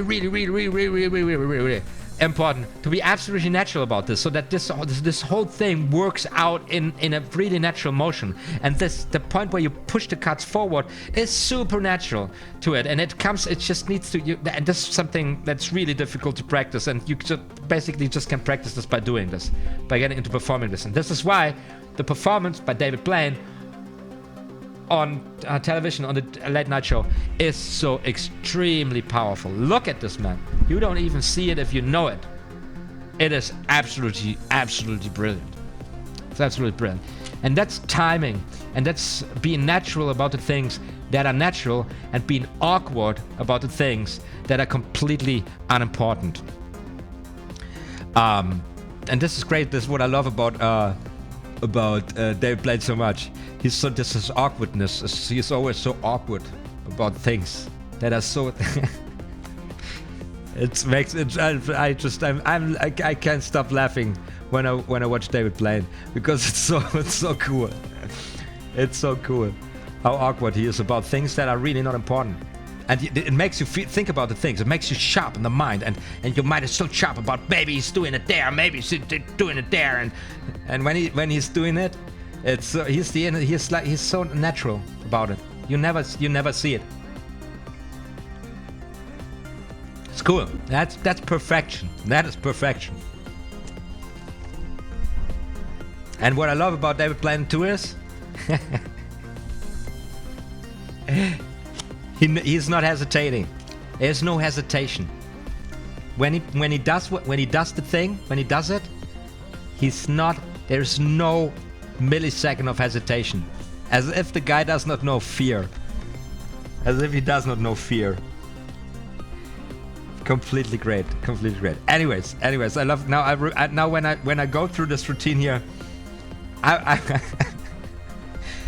know I'm shitting my pants.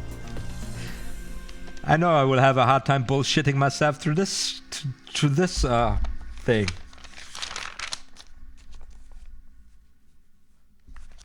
Yeah. Okay, here we are.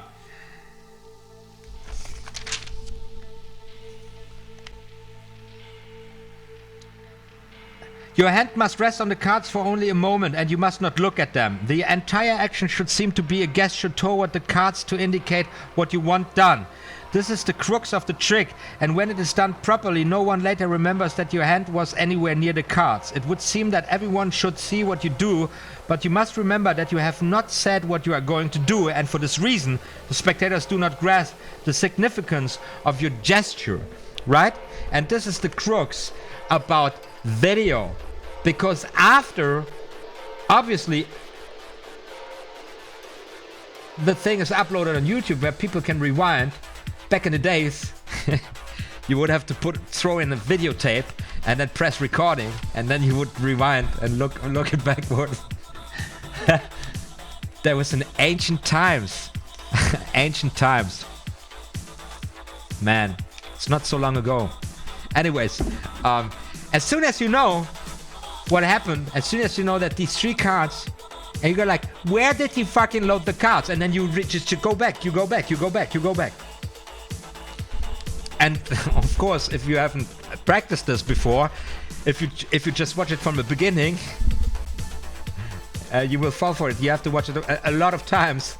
But if you just go back frame by frame, you find the first moment where the hand lies, where the card lies on the hands, and then you just count the numbers where the cards went down. and then you start re-engineering the whole thing, but you don't perform with recording in front of a camera, right? That's, by the way, really, really sad. That's a really sad thing about today's time and age. When I think about it, a lot of great material just gets burned, man. It just gets burned.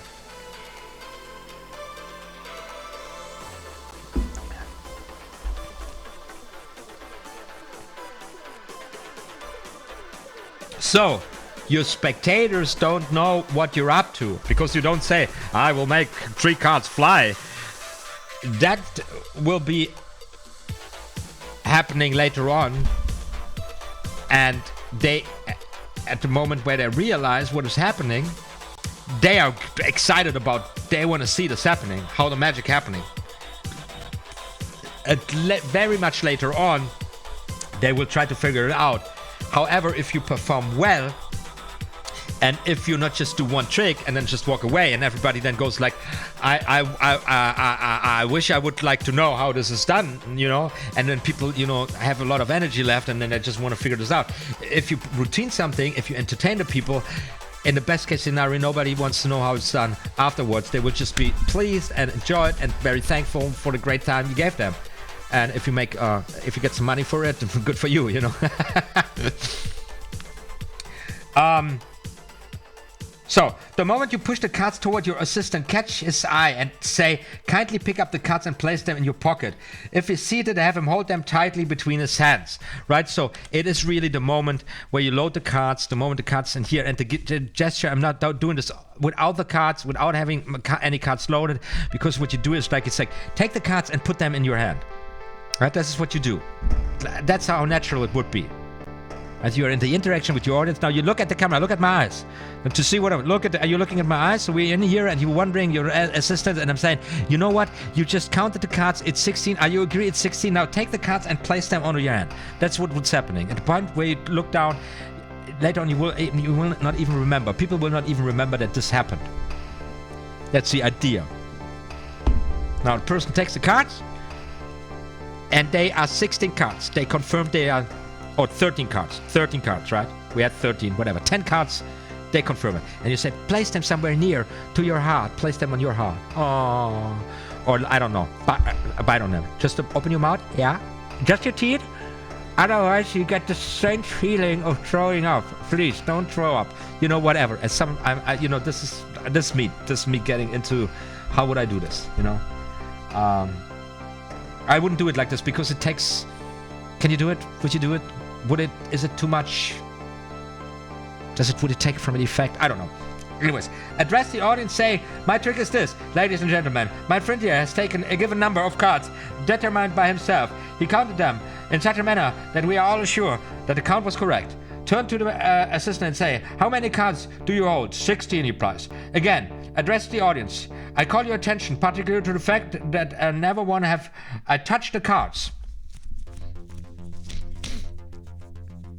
Yeah, okay. When Hugat and Bruet say that you shall point this out, not that you not have touched the cards, bang it in their heads, right? And remember, we have already a forced card in play. So now we have a spectator who did not even look at the card. He picked out freely, a free selection. We have a spectator who has a pack of cards. Which number, the number 10 or whatever number has been verified by the whole group by counting and chanting together. And you are completely free to play this now. You got them by the balls. You got them so bad already. You got them so bad.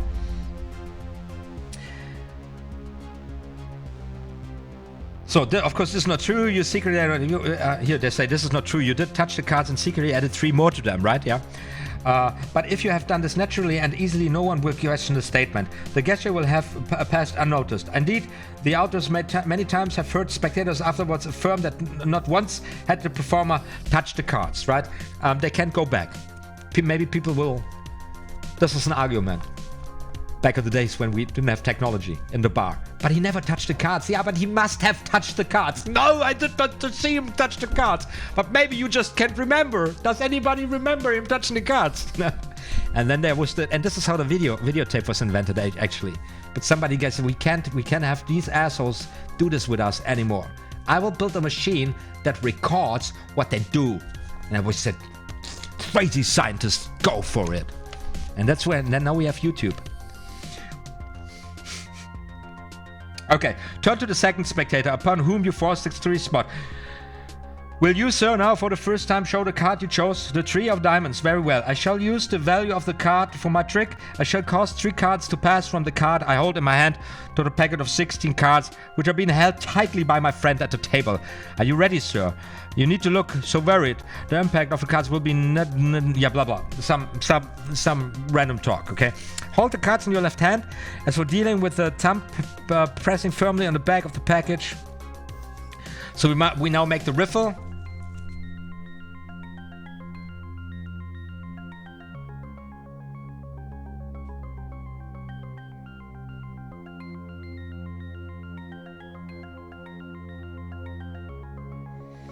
Okay, there's a nice byplay.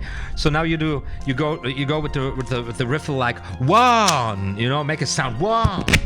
To indicate that the card jumps, and then you go for a third time 1, and then you make a card appear or something, or it looks like it comes out of your sleeve. When you perform it like this is now standing, so you have a card palmed, and then, oh wait, I'm sorry, this just went halfway or something, like a little byplay, and then anyways, you play the magic that the card's now flying. I can't remember the day Blaine did that. Anyways, you make the cards fly there, and then he takes the cards out, and then there is 3 more cards in this pack. It is an extremely powerful effect, and this is the feat in the best form. The student cannot appreciate how fine a trick it is until he has himself witnessed the utter amazement it induces in an audience. So this is super powerful. And of course, yet once again, you can see this is something that you can play very big, because you create a visual effect in the minds of the spectators, which can be verified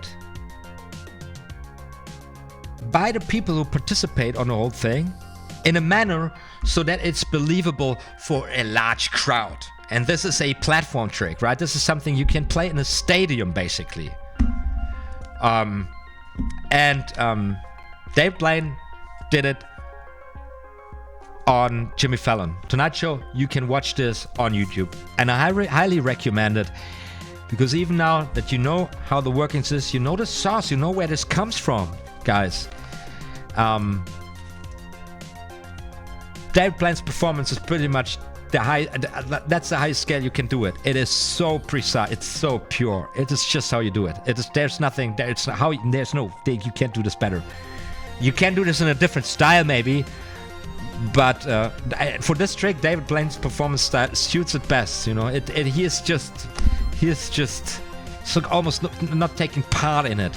And the magic is happening itself, and the cards are flying from the deck, invisibly to the deck, and then he tops it. It's a 3 cards across, and then he repeats the same effect and tops it in an absolutely stunning manner. And this is going to be super fun for you guys to watch, because I promise you this, even if you know that it works now, David Blaine will fool you with the second round of doing it, and then you will be like. You'll be having a great time. You will know the secret. Although you exactly know how it's doing, you will still experience the illusion and the effect of wonder and astonishment. And it's extremely entertaining. And then I wish you luck and a good time to debunk it for yourselves. You know, because it's brilliant. It's brilliant. It's brilliant. So, guys, These are the 2 tricks, and I just, we are doing this now for 1 hour and 30 minutes. I just can't do more tricks here in the book. Do the other tricks, read them, enjoy them, study them. But I have no more energy for this, and I believe this has been productive enough. If you manage to add the 3 cards across into your repertoire, you will freaking accelerate your experience, because it is bold. It is it has all the key elements in there, and it is an absolutely powerful thing. If you do this, if you perform this, you accelerate. You go from this guy knows some card tricks to this guy means fucking serious business, and people want to see more. This is something like from there you can immediately go into spoon bending, or or walking through solid metal.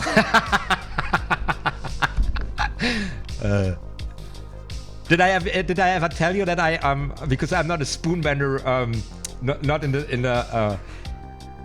the least. I always thought it was ridiculous, and always pissed me off that people are getting so high on spoon bending.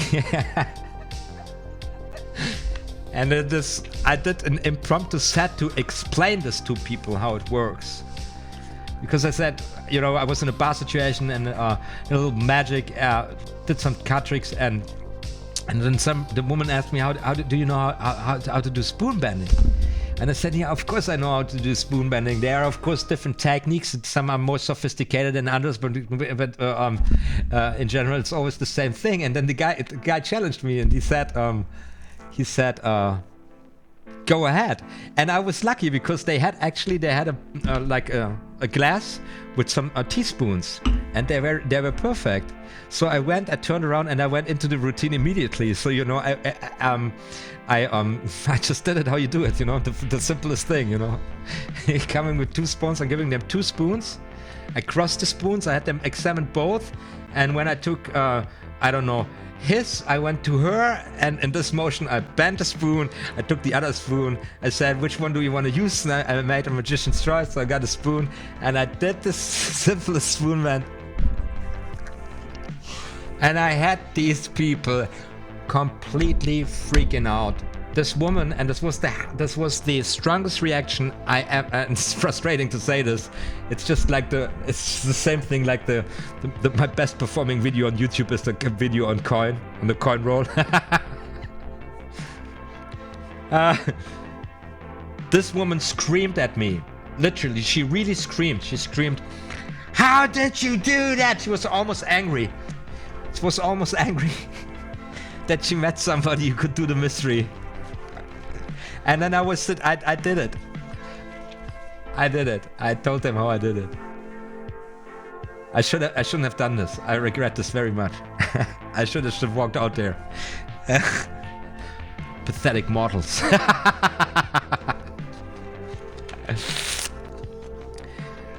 Yeah, Violent Vegan says, damn it, I missed 3 cards across. We can synopsisize this here very shortly, alright? So very, very briefly.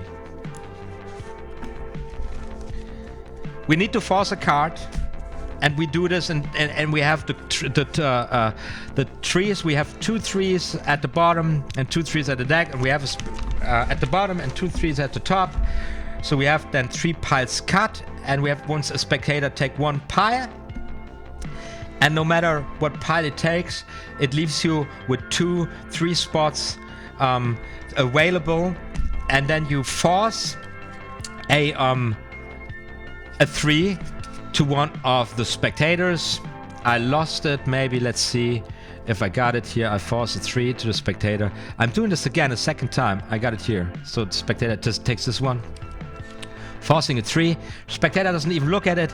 takes it in his pocket. The other spectator counts their cards, and it's really important that this is a verified count. So the spectator is called, and you do it as a magician like this. You say, count the cards like this: 1, 2, 3. You know, like really have them drop so that everybody can see it. So the person does it, and it goes like 1, 2, 3, 4, 5, 6, 7, 8, 9, 10, 11, 12, 13, 14, 15, 16. And in the whole time where this happens, of course, you're participating on this. You are palming the 3 cards that you dealt onto the table. You got them palmed, and then you have this interaction. You say to the spectator, the cards are lying on the table. You say to the spectator, so 16 cards, verify, please take those 16 cards and put them onto your heart, to your heart, or something where it is near. So the spectator takes the 16 cards, and in this very moment, you already loaded the 3 cards onto them cards. Now you are in the situation, you have a card forced. It's a random value from the spectator's reference point. You have somebody having 16 cards plus 3 cards that you added, but believing it's 16 cards. You show the forced card, 3, it's random. Could be any other card. So you point out, it could be any card. 16 cards, you never touch those cards, and you make 1, 2, 3 cards jump to the portion, to the pack. You gotta play this big time. And you go 1, 2, 3, 4, 5, 6, 7, 8, 9, 10, 11, 12, 13, 14, 15, 16, 17, 18, 19. What is 16? 16 plus 3, it's 19. The magic happened. And you have them spectators completely lose their shit.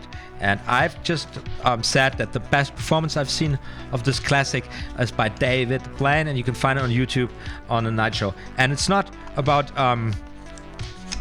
debunking David here. We would have done this anyways. It is just showing how much how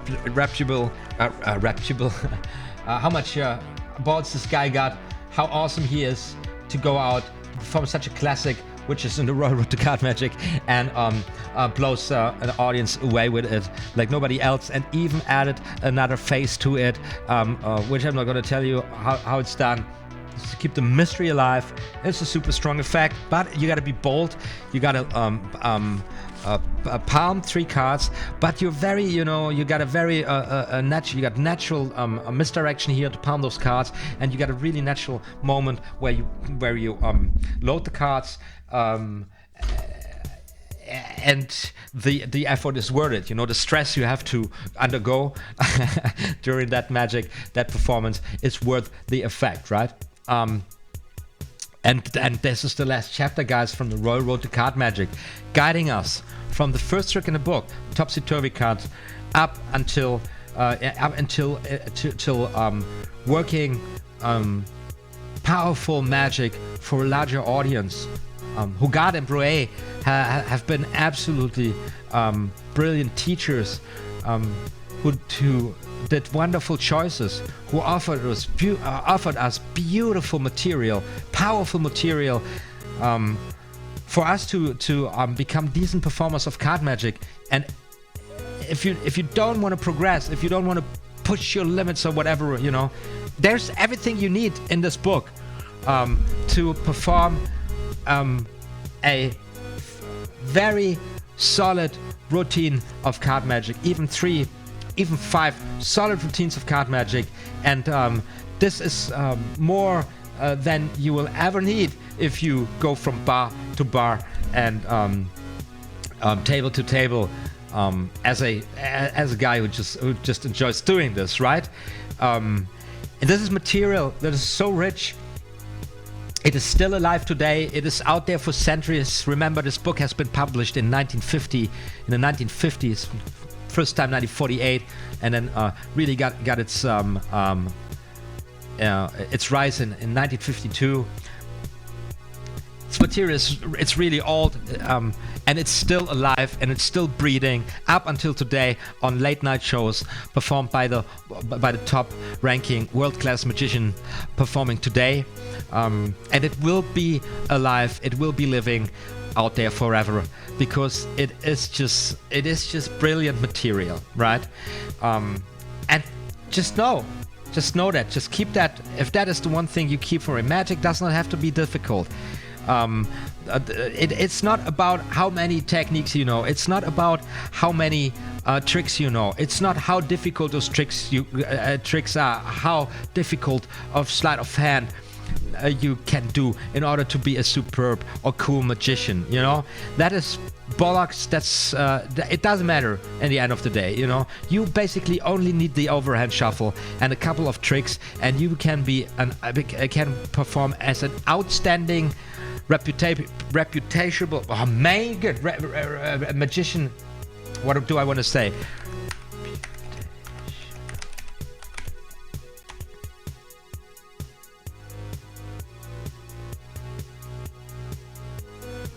Reputational, if that is a word even in English, as someone with a good reputation, you know, with the simplest of means, basically, because the objective is to entertain an audience by creating tricks and illusions with a deck of playing cards, right? And then it's entirely up to you how you play it.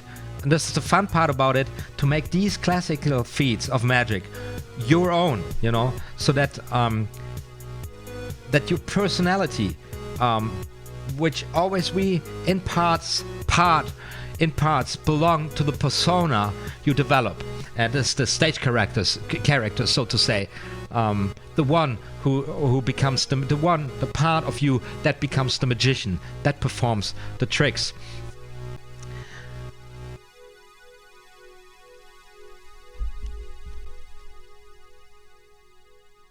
It's the only one who can perform that material the way you do it in the end, right? I lost my train of thought here. It has been a long session, guys. If I can get a hold of the Royal Road to Magic, would you sign it? That would be awesome. Well, yeah, maybe, I don't know.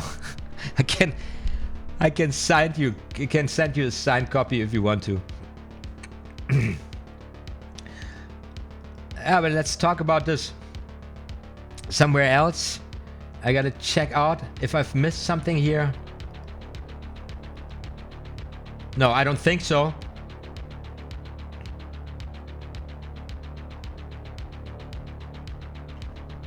Thank you so much, Paul. This is amazing. This means a lot to me. This is really crazy. Yeah, I've just, you know, I just tried to evolve with what I'm doing here on YouTube. You know, try to find my my way of expressing myself and my way of progressing with the magic. And I just found that before I go any place else with magic, because I got a lot of my room is full. I could quit my job right now and just focus on magic, just study magic, you know. But I'm not even close, and I don't even want to make money with magic. Actually, I just could spend all my time into this. You know, I've got a lot of TRiCKS work here, and got a lot of effects I want to study, like really going deep into the studies. And for now, I said, you know what, I just do this walkthrough of the Royal Road to Card Magic, and I really enjoyed this so much. It was a great year, guys. Thank you again so much. You're rocking awesome. You are rocking awesome. So, Violent Vegan writes, I tried opening with Topsy-Turvy a couple times lately. I think it's really strong. I've been forcing the two clubs as the flip cards and drawing yin-yang on there and building pattern around that. Flip card. Okay, that's great. Yeah, of course, something like this, you know. I believe in other video you also came up with a comment with an idea, like kind of a smiley that's down and then up, and there's many ways to shape this material, this basic material, you know. And whatever works for you, whatever works for you. That's the beauty about this art form. That's really the beauty of the art form. It's just a shame that we're living in a time where material burns so fast that you know, the people are used to be fed with great performances every day and another. Although really outstanding performances really take a lot of time to be shaped. And this might be somebody's life work, you know, that he's been working on for 30 years, you know, really performing on an almost daily level, bringing it this into 40 minutes or something. Upload it in the internet, and it burns like that, and that's a shame. I think this is really sad.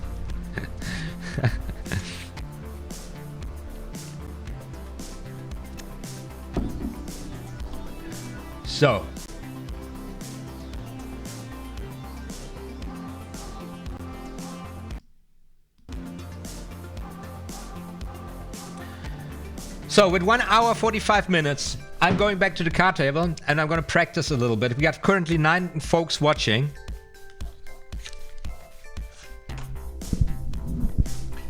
Just to finish this properly here, guys. So this is the last session for 2019. Maybe I will spontaneously add one more session. But I can't promise this. I don't know if I can really make it happen. So if you not hear anything of me here with any uploads this year, don't panic, don't freak out. I'm still around. I'm just working my ass off on a Christmas fair, right? And I will be tuning back in next year. Now, to be quite honest, there is a lot of stuff happening right now on YouTube, and there are major changes on the platform coming at us with immediate effect, going into effect at January 2020. And I don't know what what it's gonna be like on YouTube then. So I hope for the best.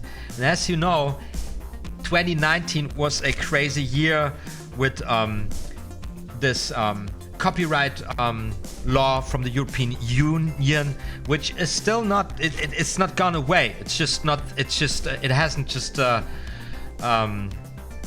shown its effect yet, because it still has got to be implemented into the different countries and so on. But this also will show impact, and you know, it's still really likely that on the basis of this law, which has been decided, I don't know, beginning of this year, that there will be upload filters coming in Europe and even in my country, and at that point, my channel might just vanish. Right, this is a real option.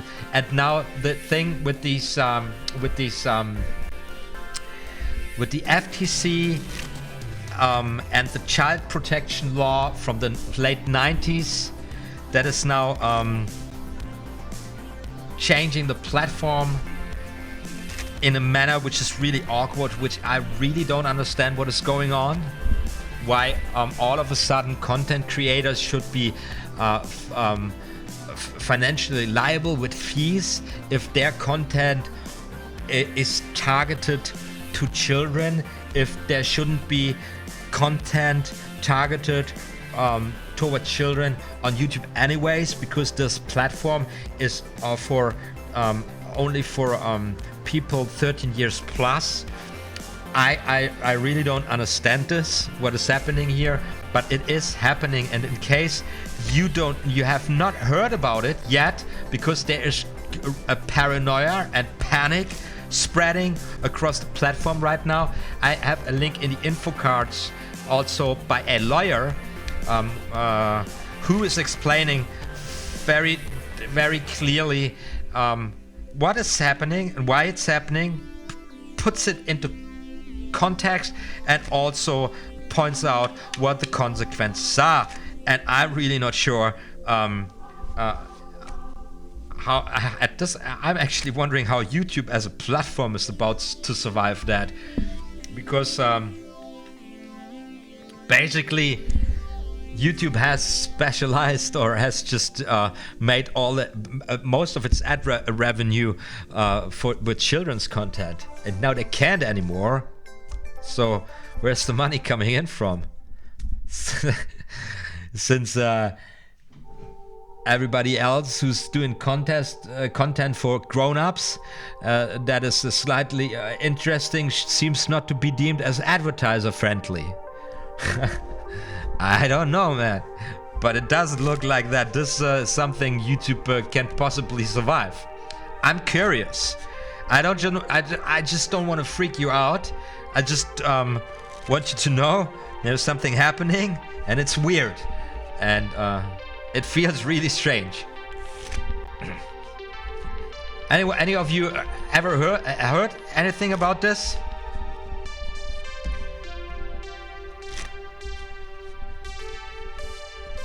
Bobby Kaylee says here in the States, YouTube, we're updating our terms of services terms to improve readability and transparency. This update does not change the Google privacy policy, nor the way we collect and process your data. Yeah, well, what I heard is that the changes of terms of service impact, or supposedly only impact channel that do content for children, so that this content cannot show personalized ads anymore, and also other features on the platform are disabled.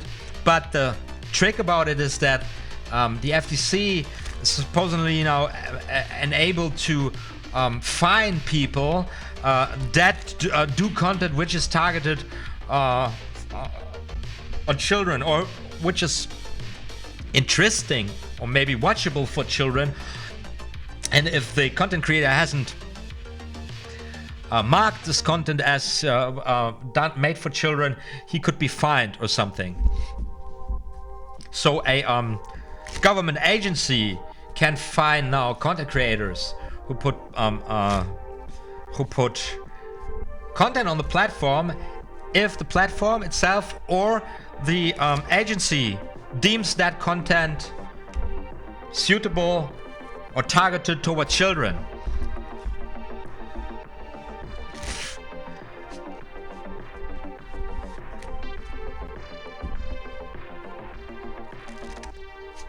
Which my channel shouldn't be falling under this category, because I can show you my my demographics.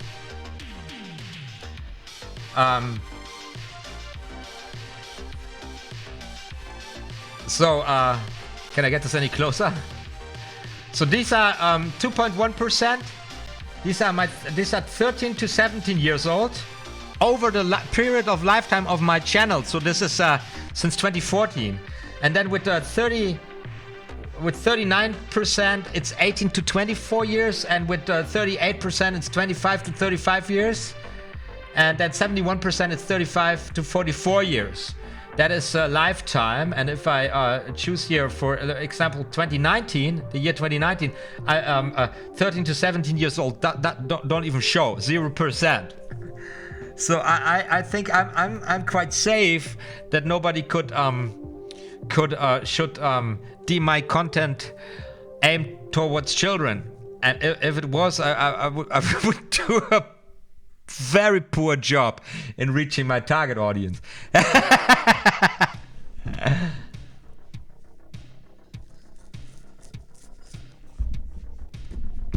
But theoretically,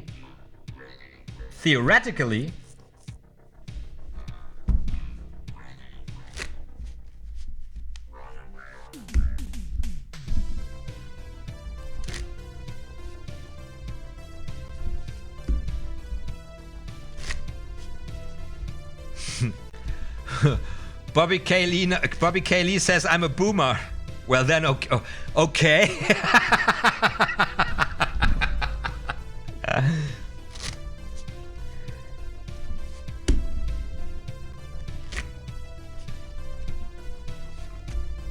Yeah, I'm Gen X, guys. I'm Gen X.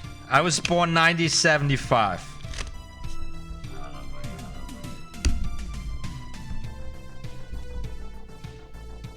And I don't even know what that means, you know, Gen X.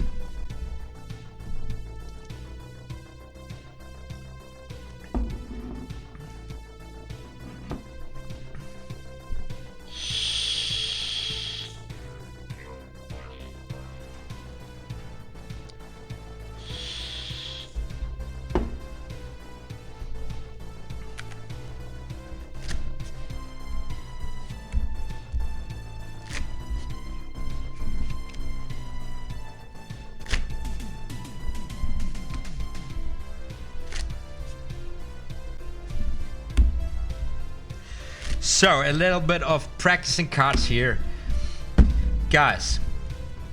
Next year, I will definitely try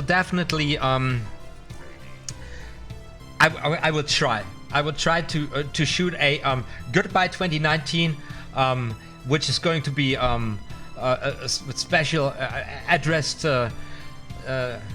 especially to my maniacs, to the maniacs out there, to the guys who support me on Patreon with a little pledge. I really appreciate it. Thank you so much. Just keeping this personal level going on.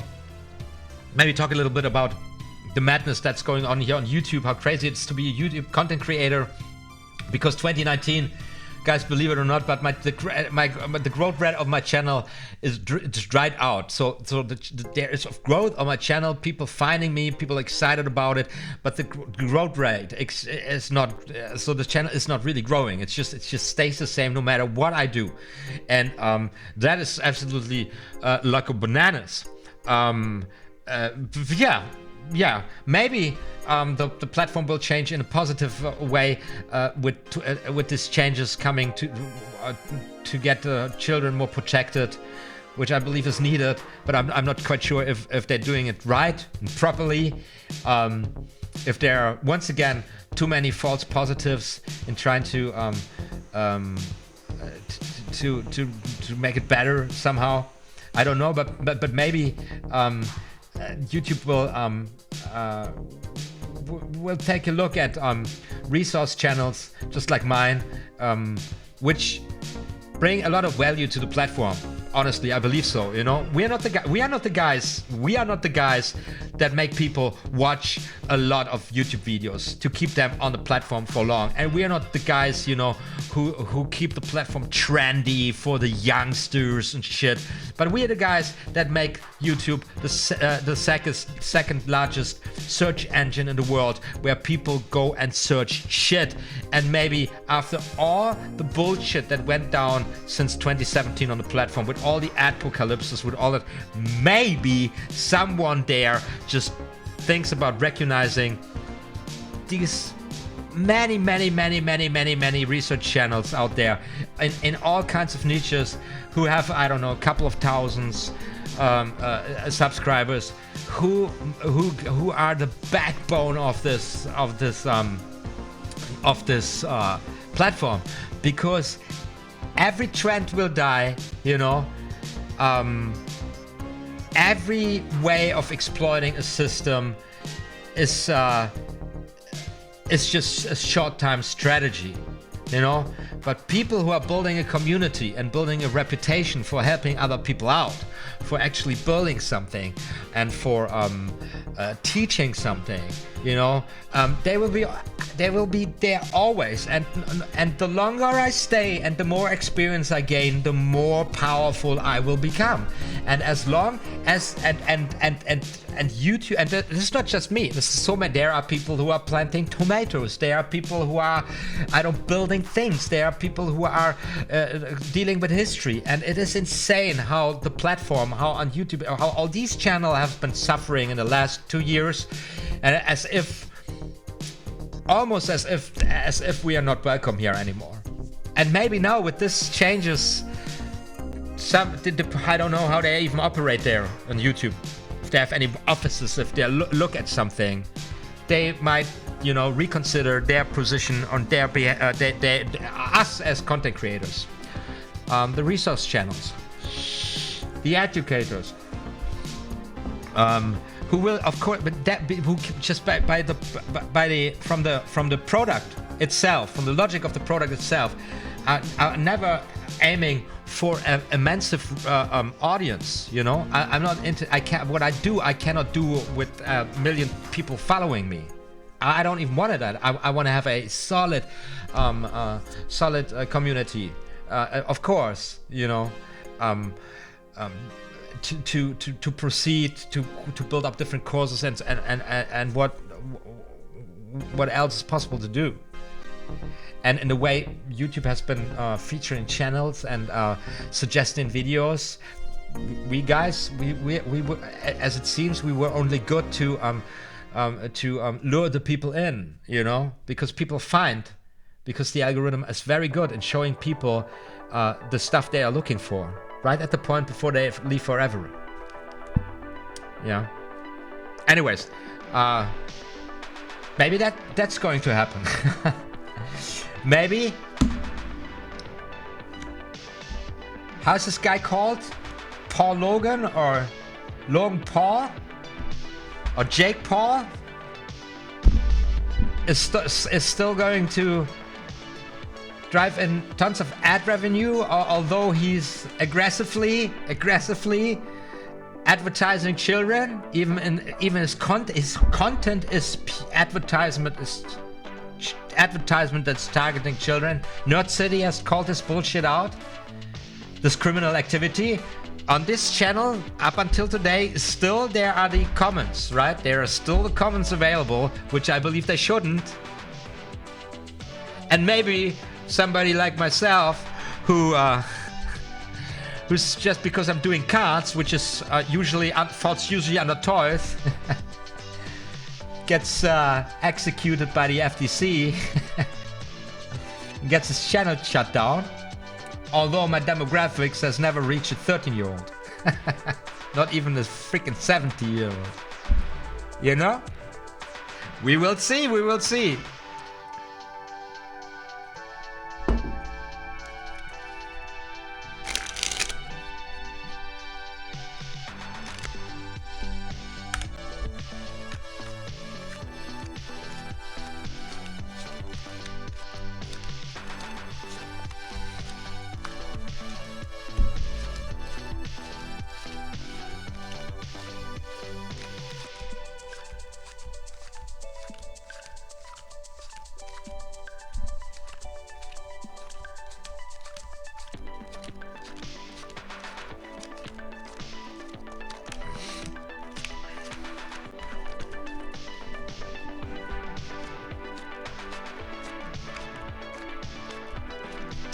So, who's still with me after 2 hours?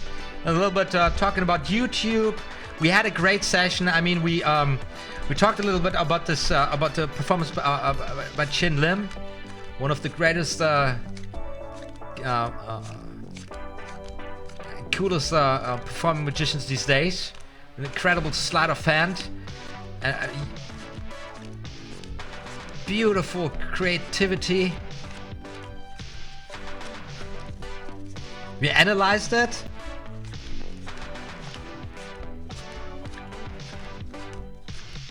On the basis of him pointing out the flaws, the little flaws of this performance. Because we were talking about platform tricks today in the last chapter of the Royal Road to Card Magic. Who's still with me, got time? It's time to say goodbye, guys. It's time to say goodbye. And it's gonna break my heart. Gonna miss you so much next week, guys.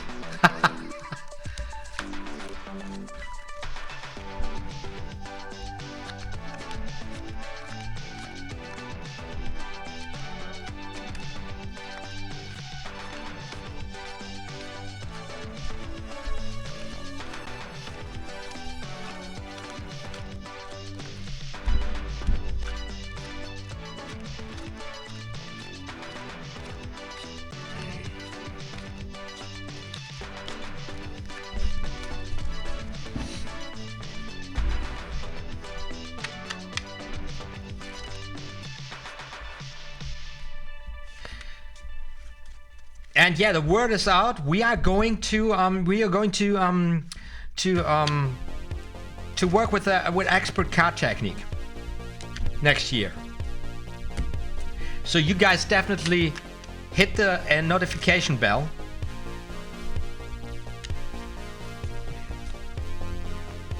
To get the notification. I will also, of course, keep you updated on Discord and over Patreon, so that you guys won't miss out.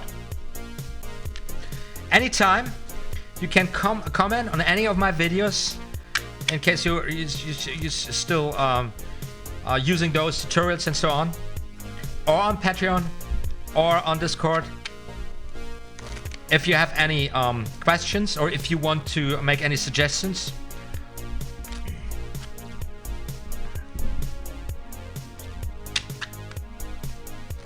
And then I get this started as soon as possible in 2020 in the hopes of YouTube still operating in a workable manner, right? It's gonna be exciting.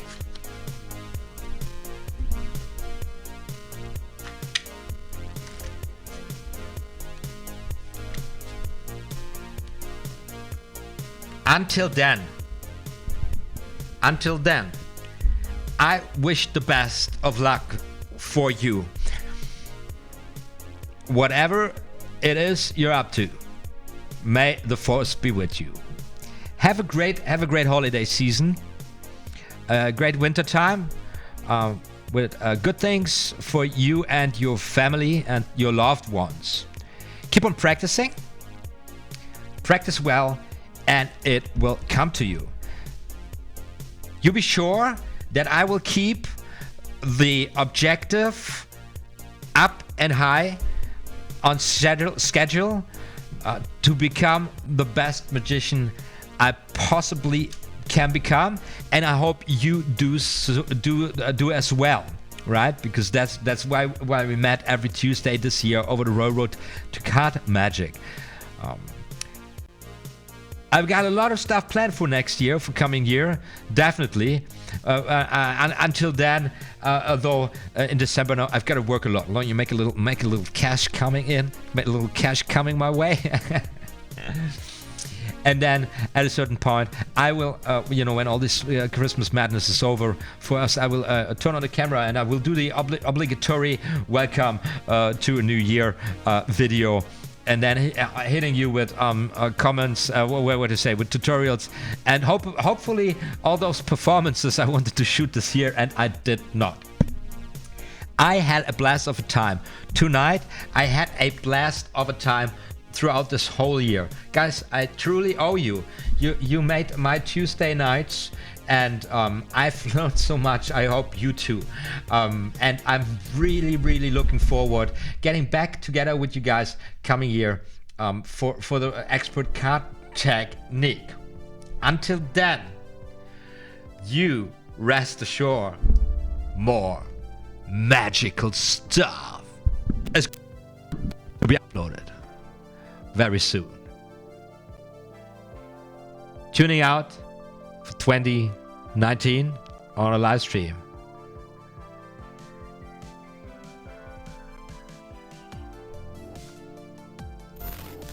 OTHMARIUS Magic. Like and subscribe.